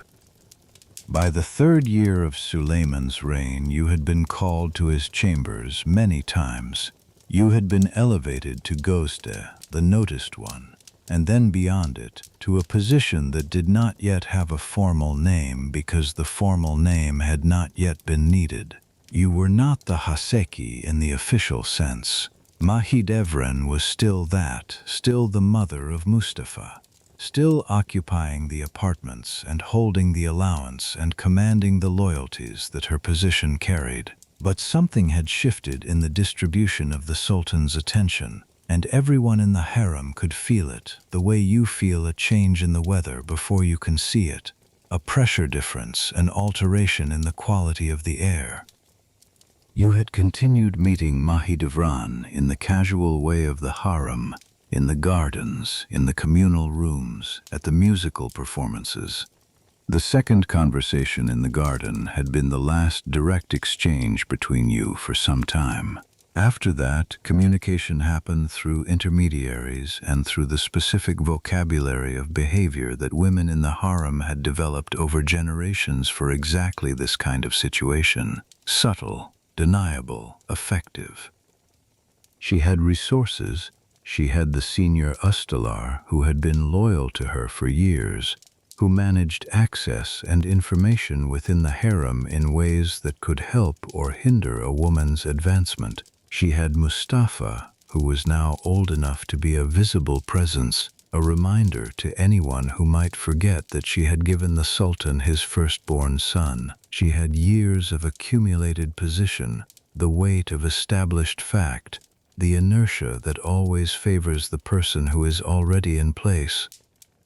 You had other things. You had the Sultan's attention, which was more than attention, which was a genuine engagement that neither of you entirely understood yet, and which neither of you seemed inclined to manage in the ways that previous sultanate relationships had been managed. You had your mind. You had the children you had begun to bear. Your first son Mehmed, born in 1521. Your daughter Mirima, born in 1522. More to come. Each child strengthened your position in the way that the harem's mathematics required, and you understood this mathematics and applied it without illusion about what it was, because illusion was a luxury that your position did not permit. And you had something Mahidevran did not have, which was the capacity to be genuinely cheerful in a situation that was designed to grind people into their worst selves. This was not performance, or not entirely performance. It was a decision you had made very early, perhaps on the walk from your village, perhaps on the ship from Kaffa, perhaps in the first days at Fatma's household, that you were not going to be made into a smaller or more bitter version of yourself by what had happened to you. This decision required daily renewal. There were days when the grief came and you let it come, when you sat with the absence of your mother and your father and the village and the language of your childhood, and you let yourself feel the full weight of it. But you did not let it become your operating condition. You let it pass through, and you came back to what was in front of you, which was the extraordinary, complicated, dangerous, and genuinely interesting situation that was your life.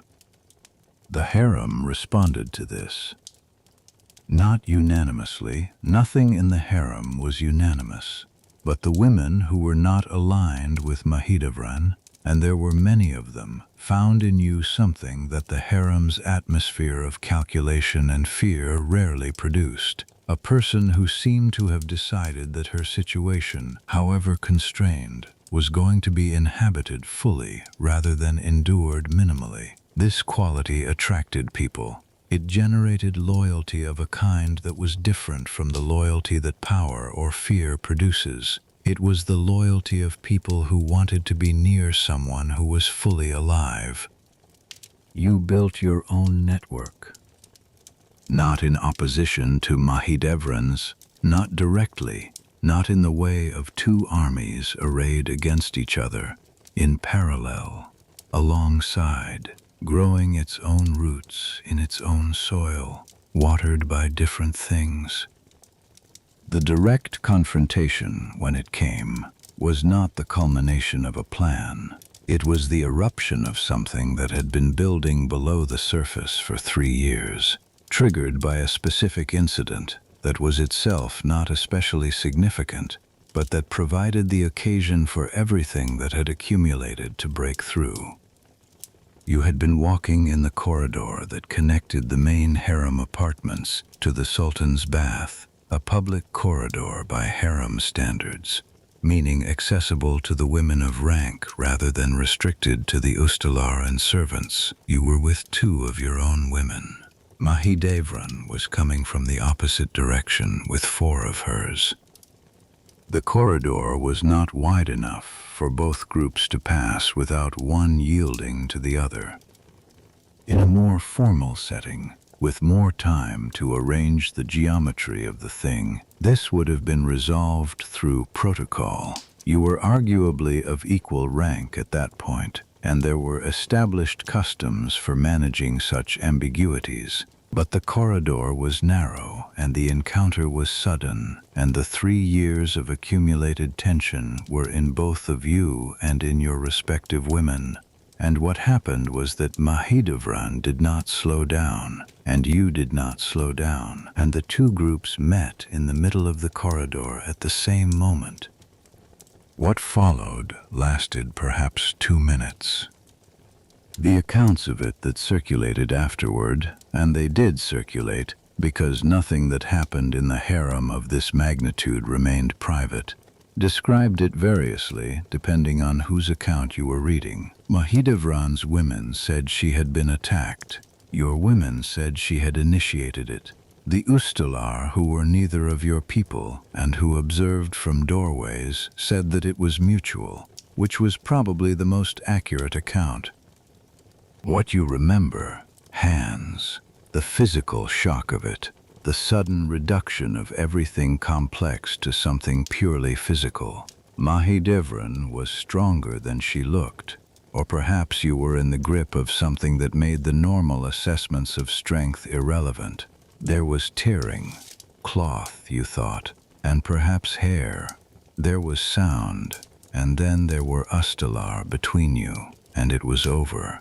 And you were standing in the corridor with your heart hammering and your dress torn, and Mahidevran across from you breathing fast, and something had changed. Something had been settled, or at least made explicit, that had previously been implicit. You were not afraid of her. She had perhaps not known this before. She knew it now. You were brought before the Valid Sultan.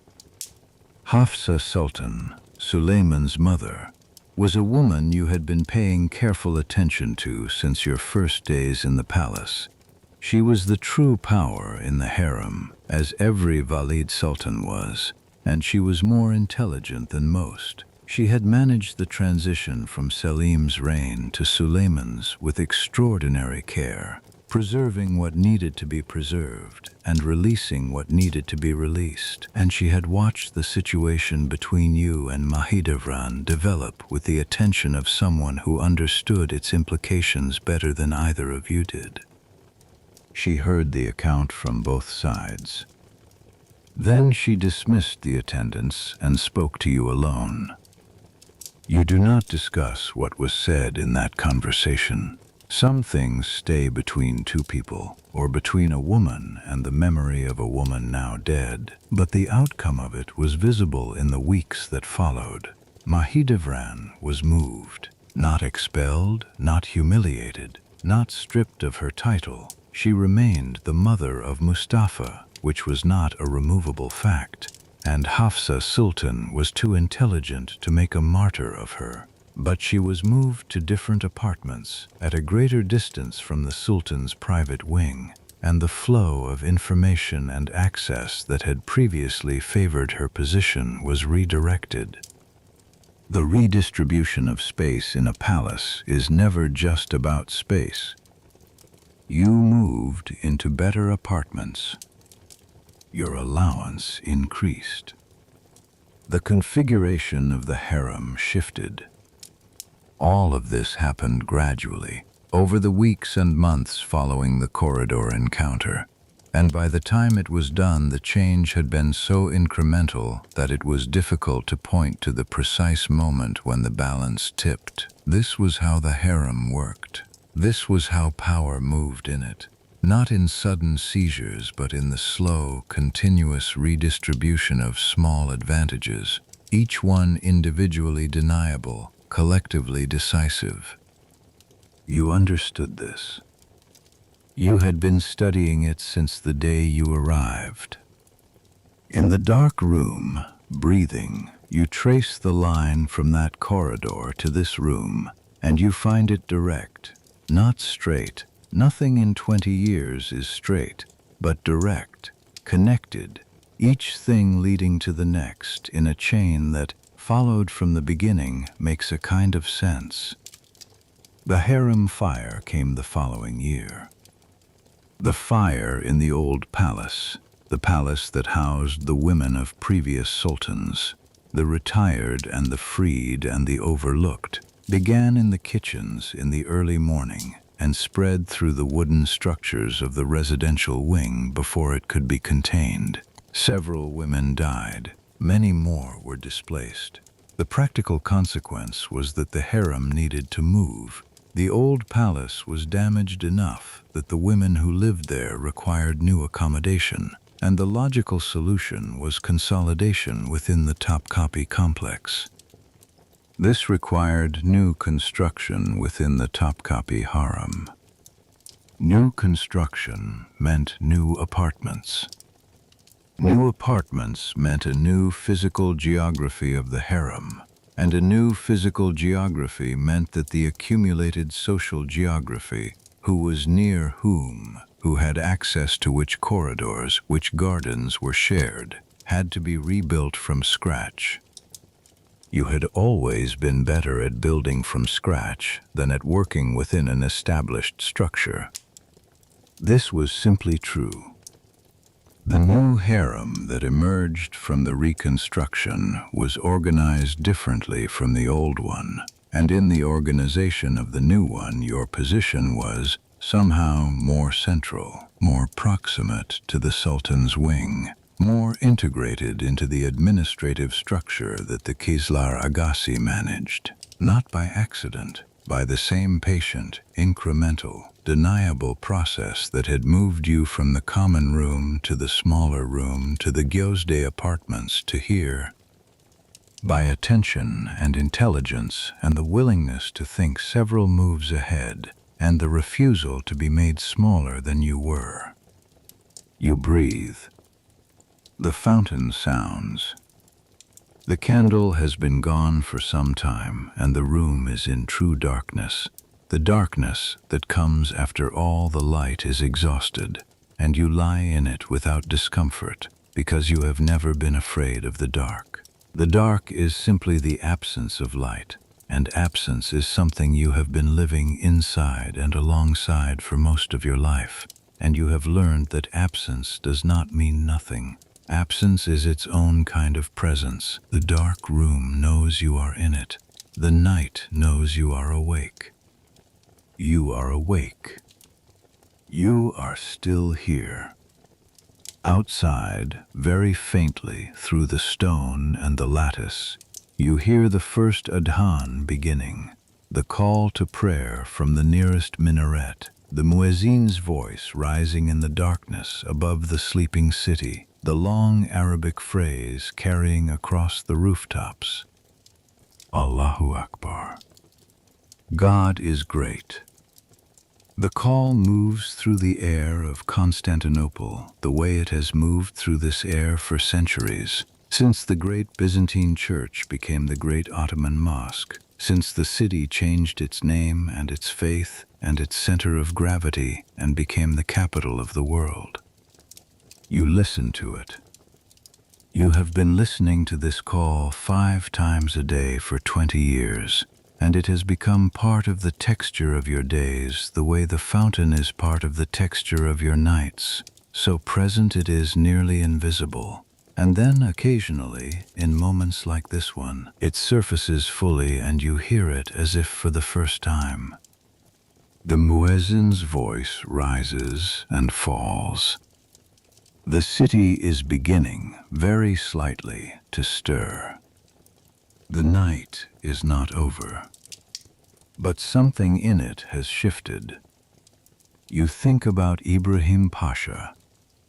Ibrahim was Suleiman's closest friend, the man who had been his page since childhood, who had risen with him, who had been appointed Grand Vizier in 1523 at the age of perhaps 29, the most powerful administrative position in the empire. He was Greek by birth, taken into the palace in the same way you were taken, as a slave, as a child, through the devshirme system that converted Christian boys into the servants and soldiers and administrators of the Ottoman state.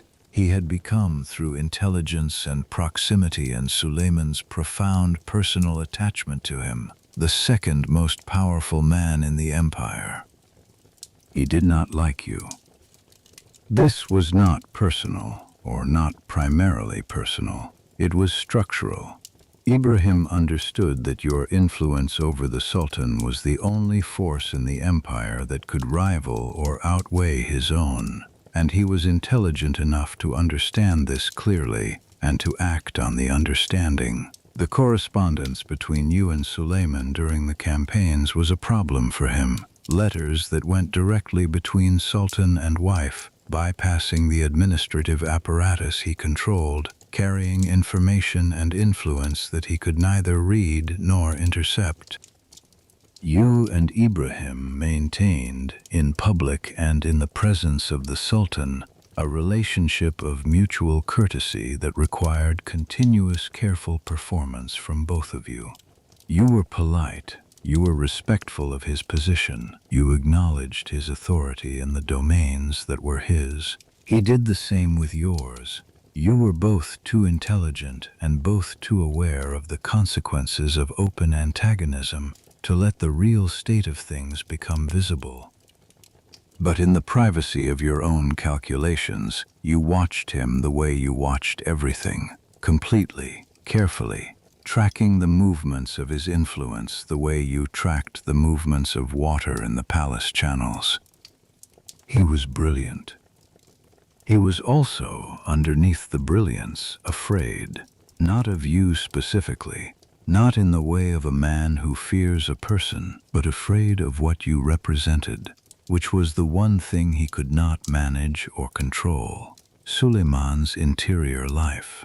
The Sultan's love for you was not a political calculation. It was not a strategic alliance. It could not be influenced by the normal levers of court politics. It came from the place in Suleiman that was a reader and a poet, and a man who needed to be genuinely known, and Ibrahim could not reach that place, could not put his hands on it and direct it, and the inability to control something important made him afraid. You understood his fear. You did not use it carelessly, but you noted it the way you noted everything, and filed it in the part of your mind where things you will need later are kept. He died in 1536. He was executed by order of the Sultan, strangled in the night, in the Topkapi palace without formal trial or recorded charges, in the way that powerful men near powerful sultans sometimes die when the Sultan's trust has been exhausted. The reasons were various, multiple, and some of them remain disputed by the historians who have written about this period. You have been accused in certain accounts of contributing to Suleiman's decision. You do not confirm or deny this. You will say only, Ibrahim was a man who made certain choices over a period of years that reduced Suleiman's trust in him, and you were a woman who kept the Sultan's trust over 20 years by being consistently and without calculation in the final sense, genuinely trustworthy. These two things existed simultaneously. What conclusions others draw from the simultaneity is their own affair. You breathe. The Adhan has finished. The city has received it and absorbed it and will move through the next interval until the next call. This is the rhythm of Constantinople. 5 times a day the voice from the minaret. 5 times a day the city pauses and remembers what it believes. And in between the pauses it goes about its business with the enormous energy of a city that is the center of the world. Your children are in this city, your sons and your daughter, in rooms not far from yours, sleeping the sleep of children who are safe and fed and loved and do not know, in the way of children who have always been safe, what it cost to make them so. Mehmed, Mirima, Abdullah, lost too early, the loss that sits differently from all the others, the specific weight of a child who did not stay. Selim, Bayezid, Cihangir, your youngest son, born with a curved spine, the child who will always require extra protection from a world that is not gentle with physical difference. 5 living. You hold them all in the dark, not one by one, but together, the way you hold things that are yours, completely, without reservation, with the full weight of what you feel. The night is deepening toward its end. You are still awake. But the body is beginning, very gently, to make its case for rest. You breathe. The fountain sounds. The darkness holds you. The marriage happened in 1534, or perhaps 1533. The exact year, like so many exact years in your life, is contested by the sources. The Ottoman court records are ambiguous. The accounts of foreign ambassadors are detailed but sometimes inaccurate, and you yourself have never placed much weight on the precise calendar date when the weight of the thing itself is so evident. What is not contested is what the marriage was, unprecedented. No Ottoman sultan had taken a legal wife in more than a century.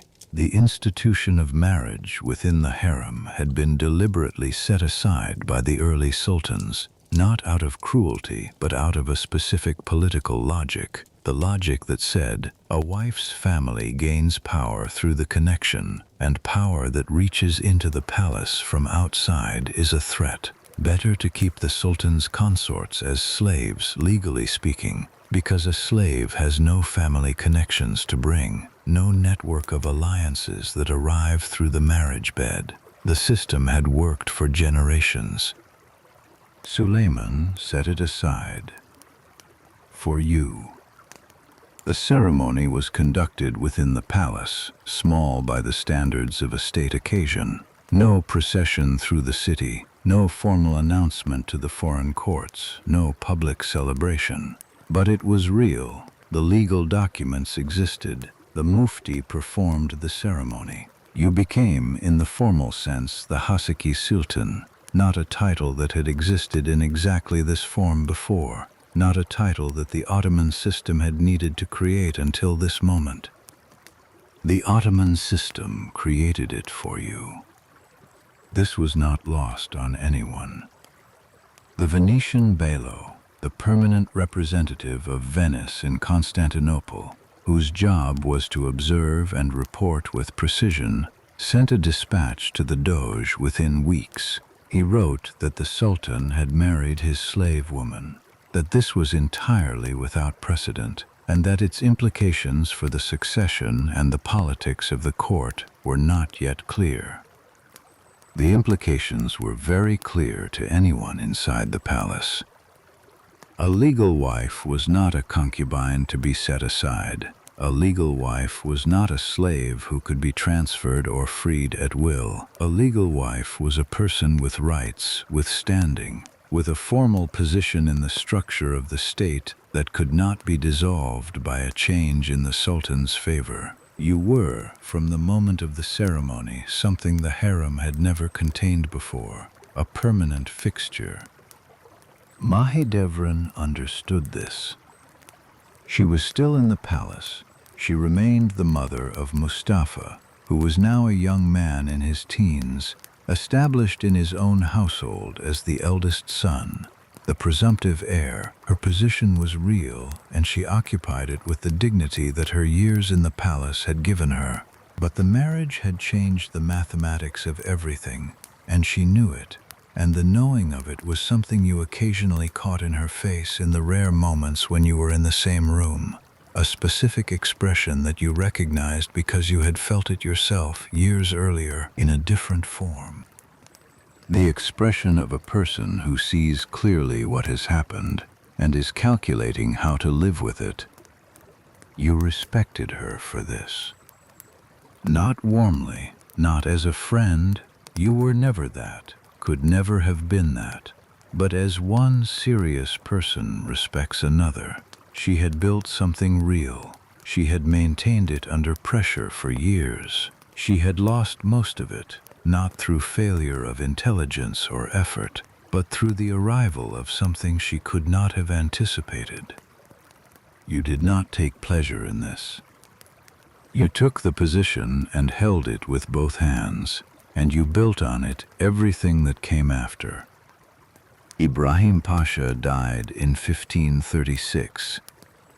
He was executed by order of the Sultan, strangled in the night in the Topkapi palace without formal trial or recorded charges, in the way that powerful men near powerful sultans sometimes die when the Sultan's trust has been exhausted. The reasons were various, and some remain disputed. You have been accused, in certain accounts, of contributing to Suleiman's decision.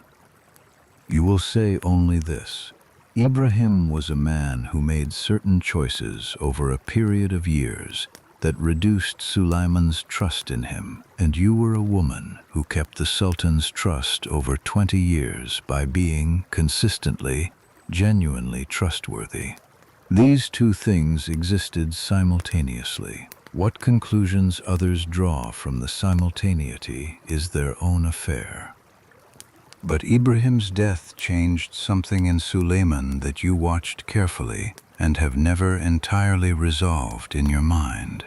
He grieved, not visibly. A sultan does not grieve visibly for the man he ordered executed, but in the particular quality of his silences in the months that followed, in the way he read more and slept less and spent longer hours alone in the room above the Bosphorus.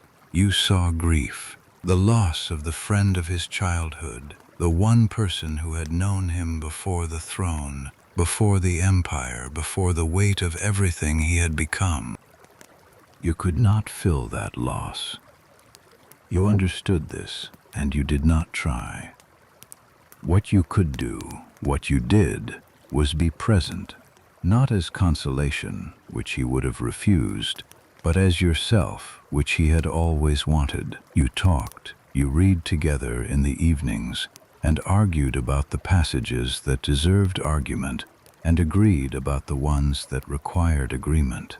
You wrote poems, and he wrote poems, and you criticized each other's work with the directness of two people who respect each other's judgment. You were, in the years after Ibrahim's death, more essential to him than you had ever been, because the space that Ibrahim's death left in the interior of his life was a space that only you knew how to enter. This is the thing about being known.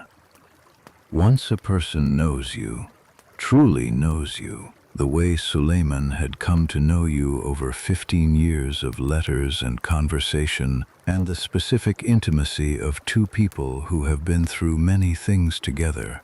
The knowledge does not disappear when circumstances change. It becomes structural. It becomes part of how the person navigates the world, part of the frame through which they see everything. He navigated through you. You navigated through him. This is a marriage, not the ceremony. The ceremony was a formality, however unprecedented, however meaningful in its formal implications. The marriage was this: two people who had been using each other as instruments of navigation for so long that the navigation and the love were no longer separable. The children grew. Mehmed, your eldest, whom you loved with the specific intensity that first children receive, the love that is also the love of your own survival, the love that says, you are real, you exist, I made something real. He was clever and kind and had his father's quality of genuine attention. He read everything. He had opinions about Persian poetry that were sometimes better than his father's, and he was not afraid to say so, which delighted Suleiman and occasionally irritated him in equal measure. Mirima, your daughter, who was her own person from the very beginning in a way that made her both easier and harder to love than the boys. Easier because she did not carry the weight of succession, harder because she was so completely herself that you could not project onto her the things you needed to protect, and she went her own way regardless. She married, eventually, the Grand Vizier Rustem Pasha, and managed her own household with a competence that did not surprise you. Selim, your second surviving son, Selim the Soot, history will call him, though this is only partly fair. He drank, he was indolent in certain ways that Suleiman was not, but he was also intelligent in a specific political mode, the mode of a person who understands the mechanics of power and does not waste energy on things that do not matter. He would be Sultan after Suleiman. The empire would continue. Bayezid, your third son, who had his father's temperament without his father's position to channel it into, passionate, impulsive, brilliant in the way of people who feel everything too strongly and act on the feeling before the thought catches up. You loved him with the love you give to the child who reminds you most of yourself, which is not always the safest love to give. And Sihangir, your youngest, born with the curved spine that made his life harder than the others from the beginning, who read more than any of them and who loved his father with a completeness that you sometimes envied and sometimes broke your heart. 5 children. 5 entirely different people. The rivalry between Selim and Bayezid has been building for years. You have watched it the way you watch all the currents in the palace, continuously, with the attention of a person who understands that these currents can become floods without warning. The Ottoman succession system does not provide for peaceful inheritance. There is no primogeniture, no rule that says the eldest son succeeds. There is only the tradition, brutal, explicit, understood by everyone, that the sultan who takes power eliminates his brothers. This is not cruelty for its own sake. It is the mechanism by which civil war between rival claimants is prevented. You take the throne or you die. Selim and Bayezid both know this. They have been positioning themselves for years, building their own networks of support, their own provincial governorships, their own armies of loyal men. The rivalry is not yet open war, but it is war in everything except the name. And Mustafa, Mahidevran's son, the eldest, the presumptive heir. He is a man now, a good man by most accounts. competent, popular with the janissaries who have served under him in his provincial governorship. He has his mother's composure and something of his father's quality of genuine presence. He has done nothing wrong. He has simply existed, and in existing he has been the person around whom those who distrust you and your children have gathered. The alternative future, the other possibility. You lie in the dark and you think about Mustafa. Not with hatred. You have never hated him. He is the son of your rival and the carrier of a threat to your own sons. But he is also a man who did not choose his position any more than you chose yours, who was born into the harem's mathematics as you were inserted into them, who has navigated the consequences of his birth with as much dignity as the situation permits. You think about him with something that is not hatred and not love, but is perhaps its own category, the specific regard of one person for another who occupies the corresponding position in the opposite constellation, the acknowledgement of a parallel life running alongside yours in the same palace for 20 years. What is going to happen to him you cannot prevent. The thought sits in the dark room with you, solid and cold. You breathe. The fountain sounds. The night is moving. You can feel it moving the way you feel the turning of seasons before the evidence arrives. A pressure difference, a shift in the quality of the air. The deep dark of the middle hours has passed, and the darkness now is different. The darkness of the far side of night, the darkness that is already thinking about morning. You are still awake, but you are tired. Not only tonight tired in the longer sense, the accumulated tiredness of 20 years of this, the vigilance, the attention, the continuous management of a position that requires everything you have and then asks for more. You are tired and you are still here, and these two things are not contradictory.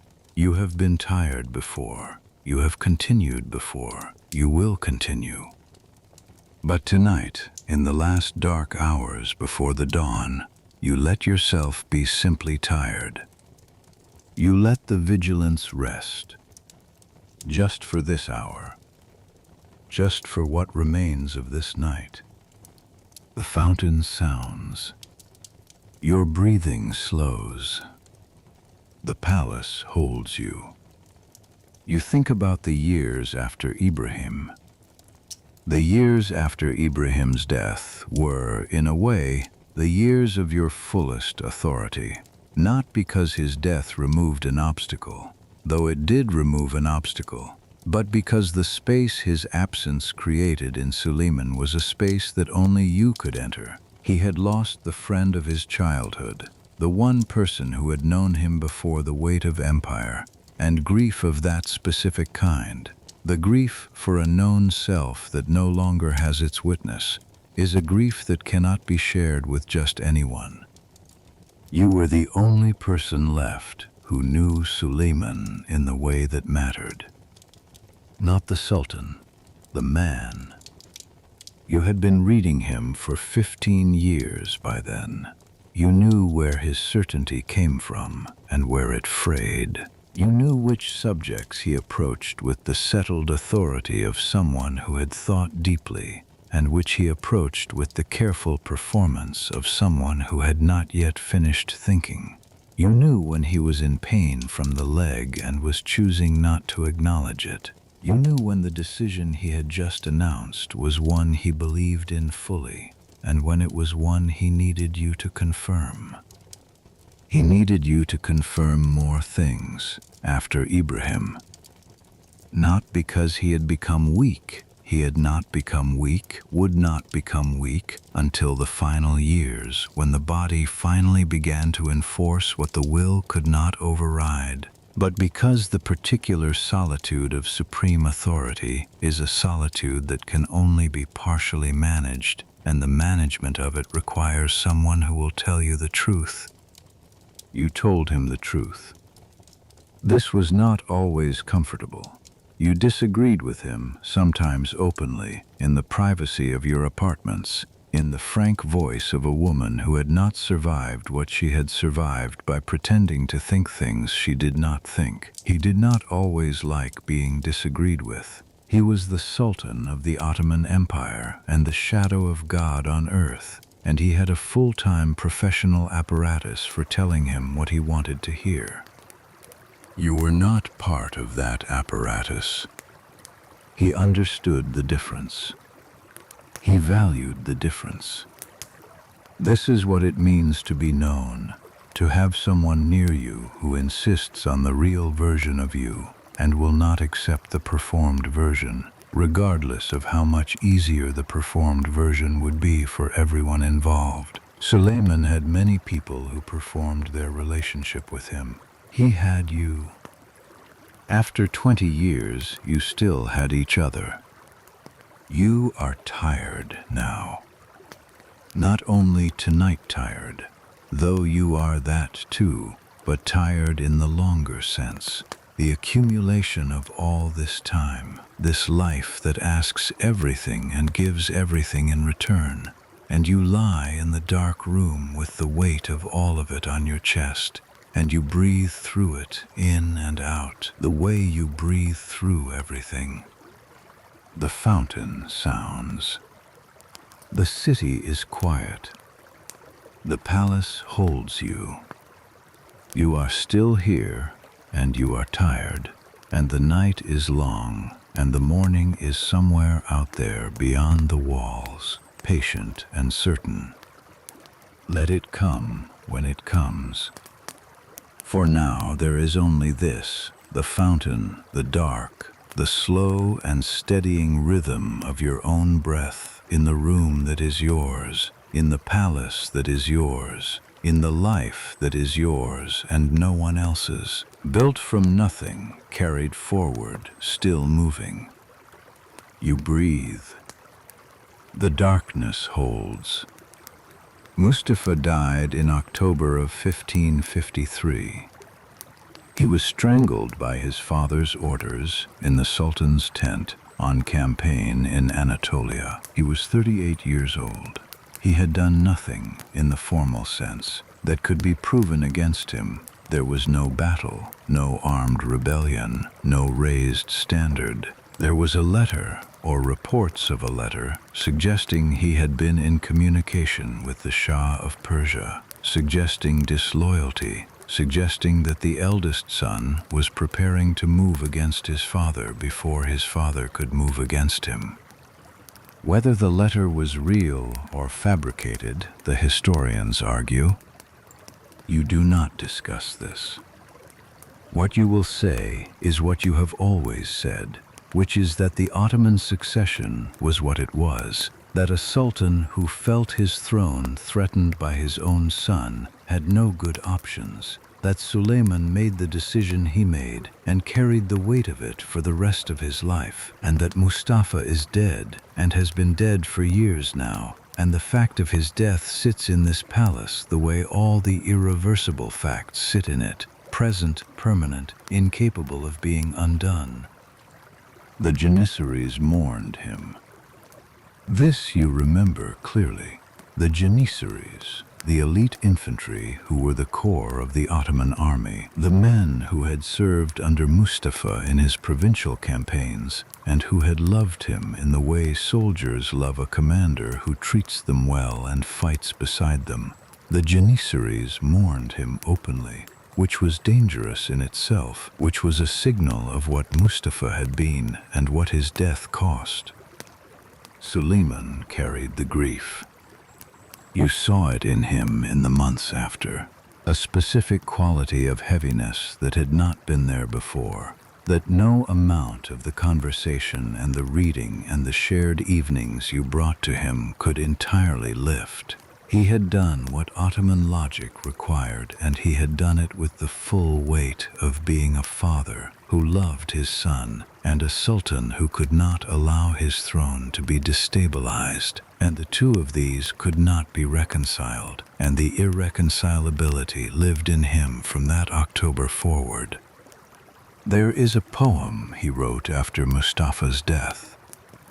He wrote it under his pen name Muhibi, as he wrote all his poems, but this one circulated quickly through the court and then beyond. It reached the Janissaries, it reached the city, it reached the European courts. In translation, he wrote about grief, he wrote about loss. He wrote with the plainness that comes to even the most formally trained poets when the feeling is genuinely overwhelming, when the ornament falls away and what is left is just the thing itself. He did not write to you about it directly. You did not ask him to. Some things between two people are held in silence, not because the silence is comfortable, but because language is insufficient, and the attempt to make language sufficient would only diminish what the silence contains. You held it in silence. You hold it now in the dark room, in the last hours of this night. Mahidevran was expelled from the palace after Mustafa's death. She had nothing left to hold her there. Her son was dead. Her position had depended entirely on him, on the possibility that he represented, and with his death the possibility was gone. She was given a small house and a small pension, and she lived there for decades until her own death, lived there in the specific poverty of a woman who had once been at the center of the most powerful court in the world and was now entirely outside it. You sent her money. This is documented. It is not widely known, but it is documented. An anonymous provision that reached her through intermediaries that she apparently received without discovering or without acknowledging its source. You are not certain she ever knew. You are not certain it matters whether she knew. You sent it because it was the right thing to do. Not because you owed her anything, not as restitution for what passed between you, but because she was a woman who had been in this palace and had lost everything, and you were a woman who had been in this palace and had not lost everything. And the difference between those two positions was partly your own doing and partly the contingency of a buyer's preference at a market in Kaffa on a specific afternoon, and you were not going to pretend otherwise. She died in 1580, more than 20 years after you. She died in poverty and was buried next to her son.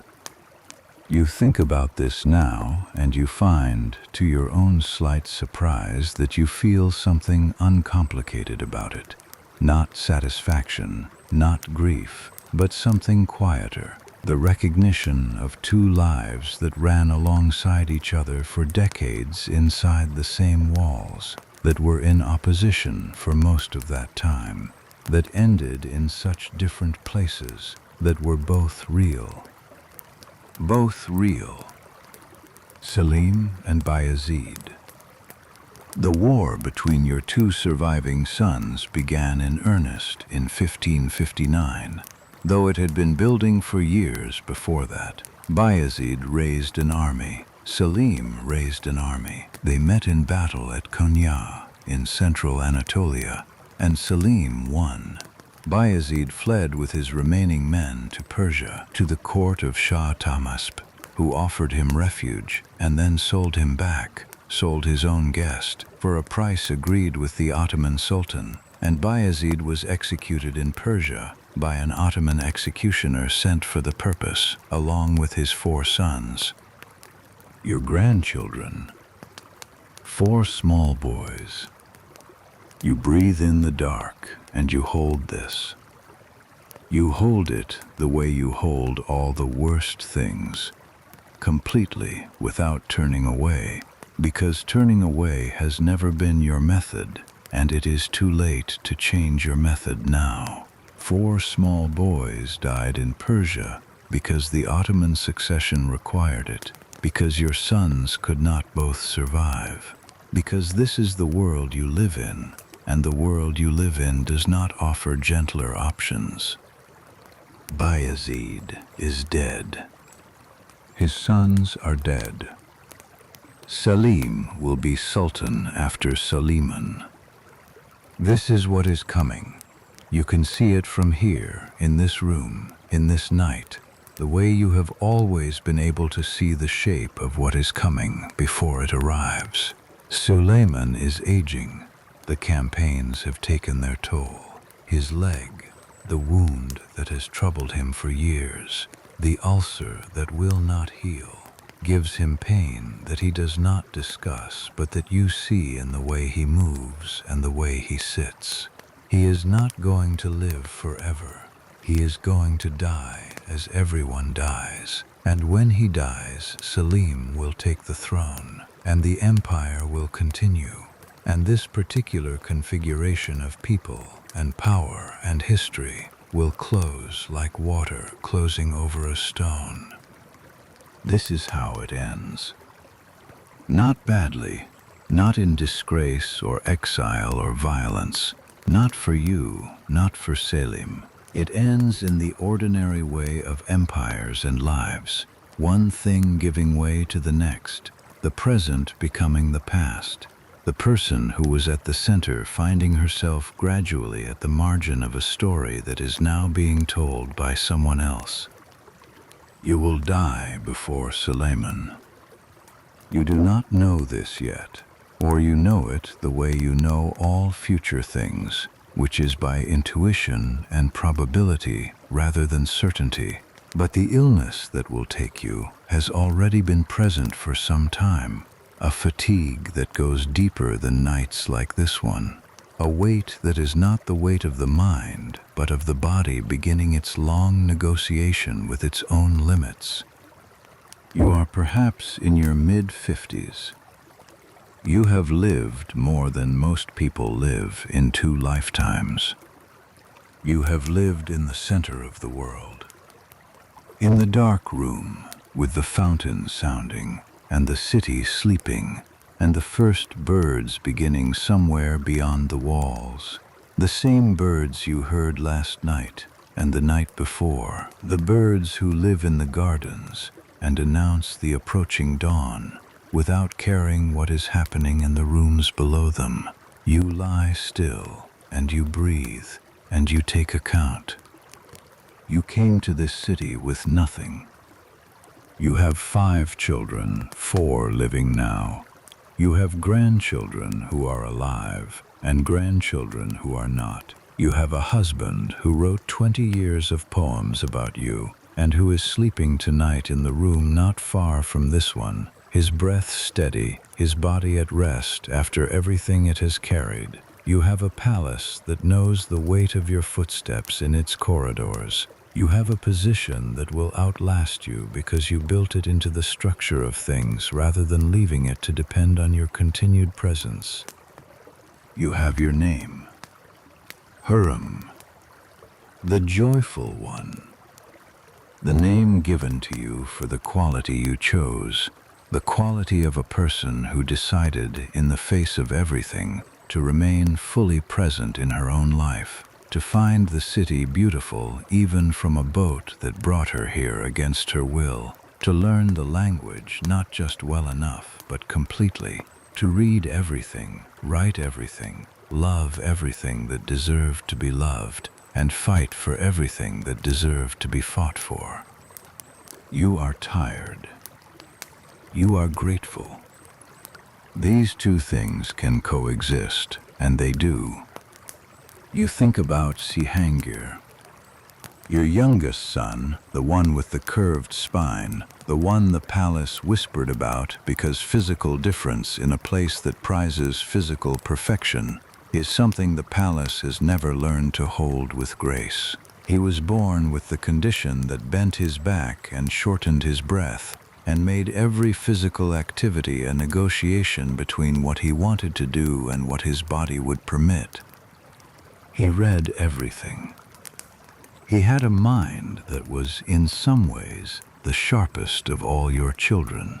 The sharpest because it had the most time for sharpness, because the body's limitations had turned him inward and upward toward the life of reading and thinking and the particular conversations he had with his father that were unlike the conversations his brothers had with Suleiman, which were often about military matters and governance and the practical business of the empire. Cihangir and Suleiman talked about poetry, about the nature of God, about whether beauty was a quality of objects or of perception.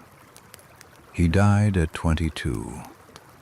Of grief, some said, after Mustafa's execution. He had loved Mustafa, had grown up beside him, had perhaps not understood until that October that the world he lived in was fully capable of this. Whatever the cause, the body that had been negotiating with its own limits since birth found, at 22, a limit it could not negotiate past. You buried him. This is the thing about outliving your children. There is no name for it in most languages, the way there is no name for what you are after your husband dies if you are a child, because the loss is considered too unlikely to require language. But it happens. It happens to mothers in palaces and to mothers in villages and to mothers in every kind of life. And the having of a name for it would not make it smaller, but the absence of a name makes it lonelier. You buried Cihangir, and you continued. This is what you have always done. You have continued through the raid and the market and the palace and the rivalry and the fire and the marriage and the campaigns and the years and the deaths. Continued not because continuing is easy, but because stopping was never an option you were given, and you are not, at this point in your life, going to claim an option you were not given. You continue. You breathe in the dark room, and you continue.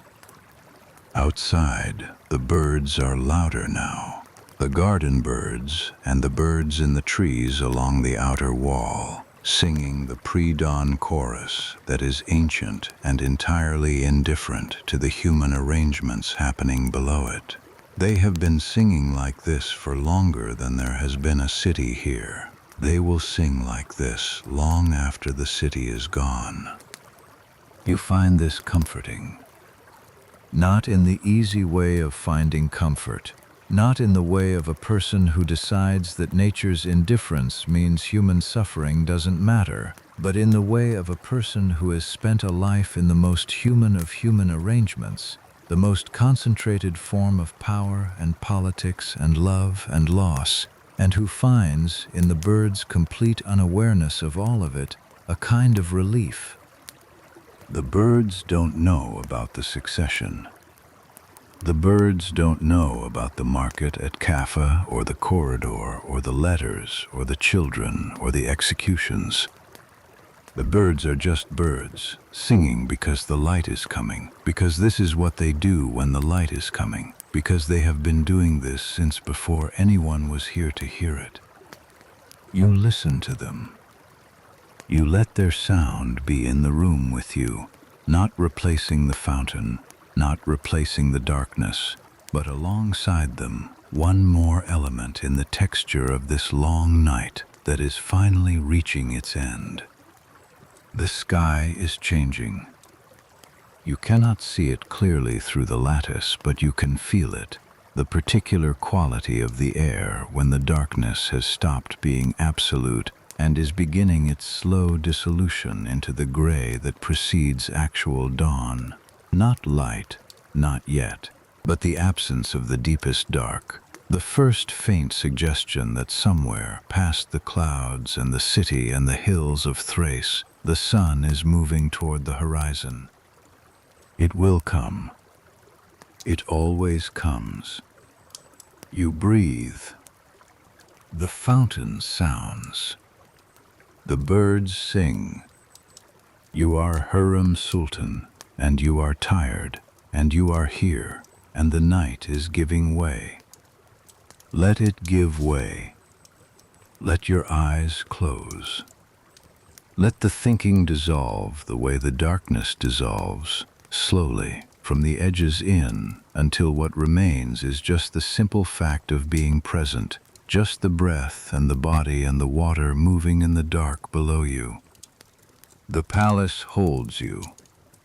Constantinople holds the palace.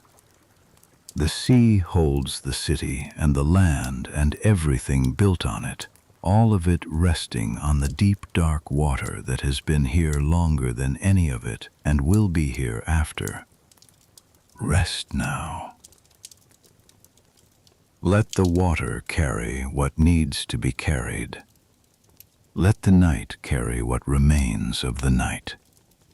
Let the birds sing their song, and the fountain run its course, and the city breathe, and the morning come in its own time, without your watching for it. You have watched long enough. You have paid attention long enough. You have carried this long enough. Rest.